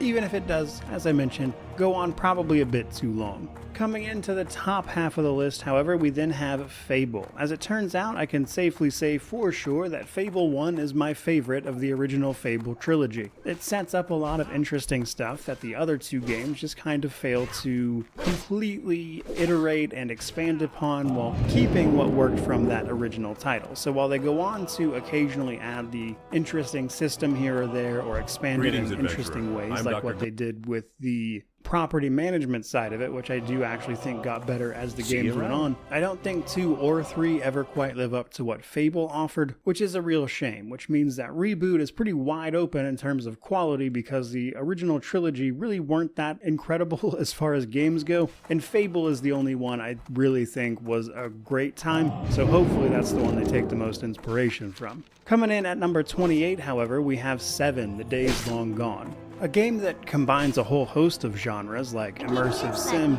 stealth games, ARPGs, etc. So there's just a lot going on here with 7. But it puts you in the role of a master thief ultimately sent to prison after being caught during a job in which you were sort of fused with a high-tech phantom that is living inside you, granting powers, and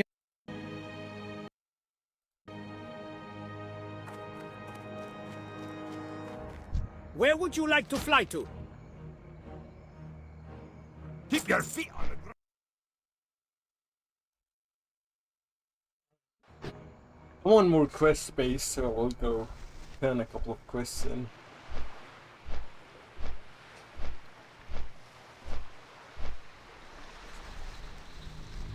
That way I'll have more room to play when I get to SCB.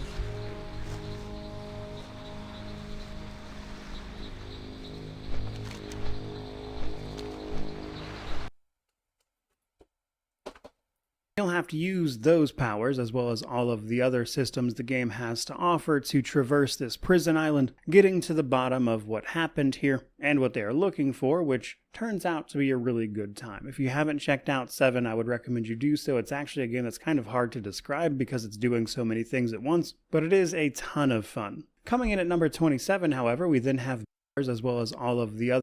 Coming in at number 28, however, we have 7, The Days Long Gone. A game that combines a whole host of genres like immersive sim, stealth games, ARPGs, etc. So there's just a lot going on here with 7. But it puts you in the role of a master thief ultimately sent. This game looks kind of cool, dude. Okay. 7, the days gone on.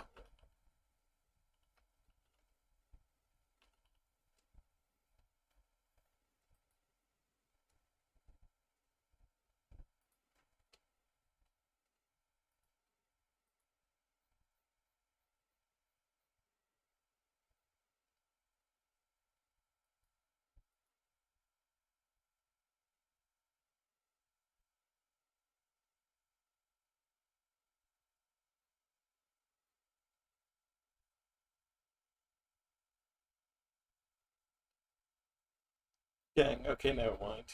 I'll take it off. The issues people say about consistency. It's like, to prison. Ghosts who have attached themselves to Drakensang. Drakensang is an older CRPG set in Germany's The Dark Eye. Now that was interesting to me because that was a system I was unaware of or, hadn't really messed with before I jumped into Drakensang, and I wound up enjoying it quite a bit.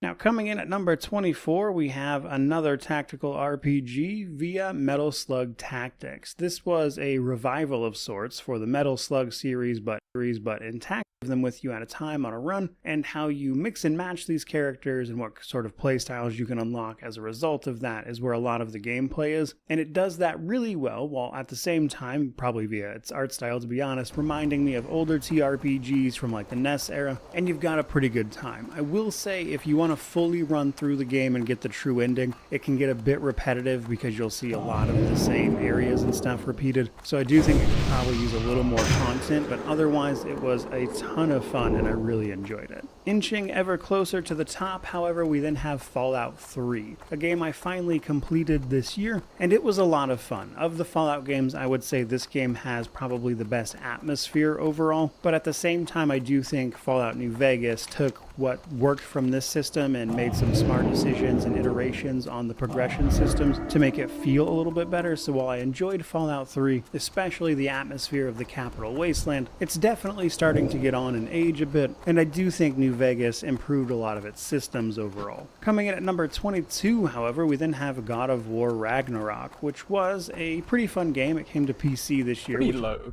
God of War Ragnarok. The first one was quite good. Is why I reviewed it, and while I enjoyed it for the most part, I would say the reason it's not a little farther up is ultimately because I don't think it's quite as good as the previous entry. I've heard they sort of smashed 2 games together here because there was supposed to be like a trilogy thing going on, but they only wound up doing this one instead of another sequel after this, but whether or not that's true or not, I'm not sure. However, nonetheless, it's just not quite as well paced as the original, and while I enjoyed it, and I enjoy stories like this in particular, the struggles of having to raise your son when you're a father yourself, I think resonates with a lot of people, and it did me as well. So I enjoyed it quite a bit. They expanded on some things from the original title, especially in terms of combat, that were fun, but I don't think it quite hits the same highs as that original for sure. But then at number 21, we have Final Fantasy XVI, a game that does spectacle boss fights better than many other titles, I would say. Really the best part of this game for me was these dramatic, over-the-top fights between you and other Ekons, but nonetheless it's pretty different from other Final Fantasy titles, to be sure. But I would say the main thing for me really was just that the game was a bit bloated in terms of its side content, which wasn't all that interesting, but dang dude, Final Fantasy 16 above God of War Ragnarok. Everything else about it was pretty fun, which is why it's so high up on the list. But coming in at number 20, we then have Geneforge 2,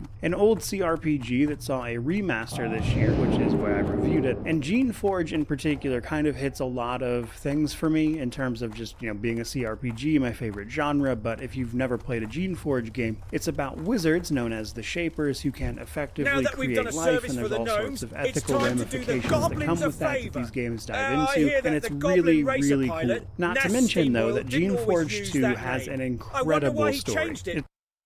Hang on. It's definitely the highlight of this game, but being able to play but you were big on this game, right? Different characters and either shape and create various creatures to serve you, or go a more stealth solo route, and all these other options combined with that really cool I was hoping that it would be already assembled, but this does present the unique opportunity to improve on the design from the ground up. Thanks, Adventurer. I'll be able to sketch up some improved schematics, build the thing, and have it installed real soon. I'm going to be busy with working on integrating this new fuel regulator to our racer designs, but if you'd like to help out the team some more, talk to Razorick. He's our pilot, well, our 18th pilot to be exact, and he likes to add his own little modifications to the racers. He's a little off his rocker, though, so try not to act too surprised. You're the person that's been helping Potzik out, right? I was like you once, running around the pit area, helping with whatever work the mechanics would let me do. Now look at me.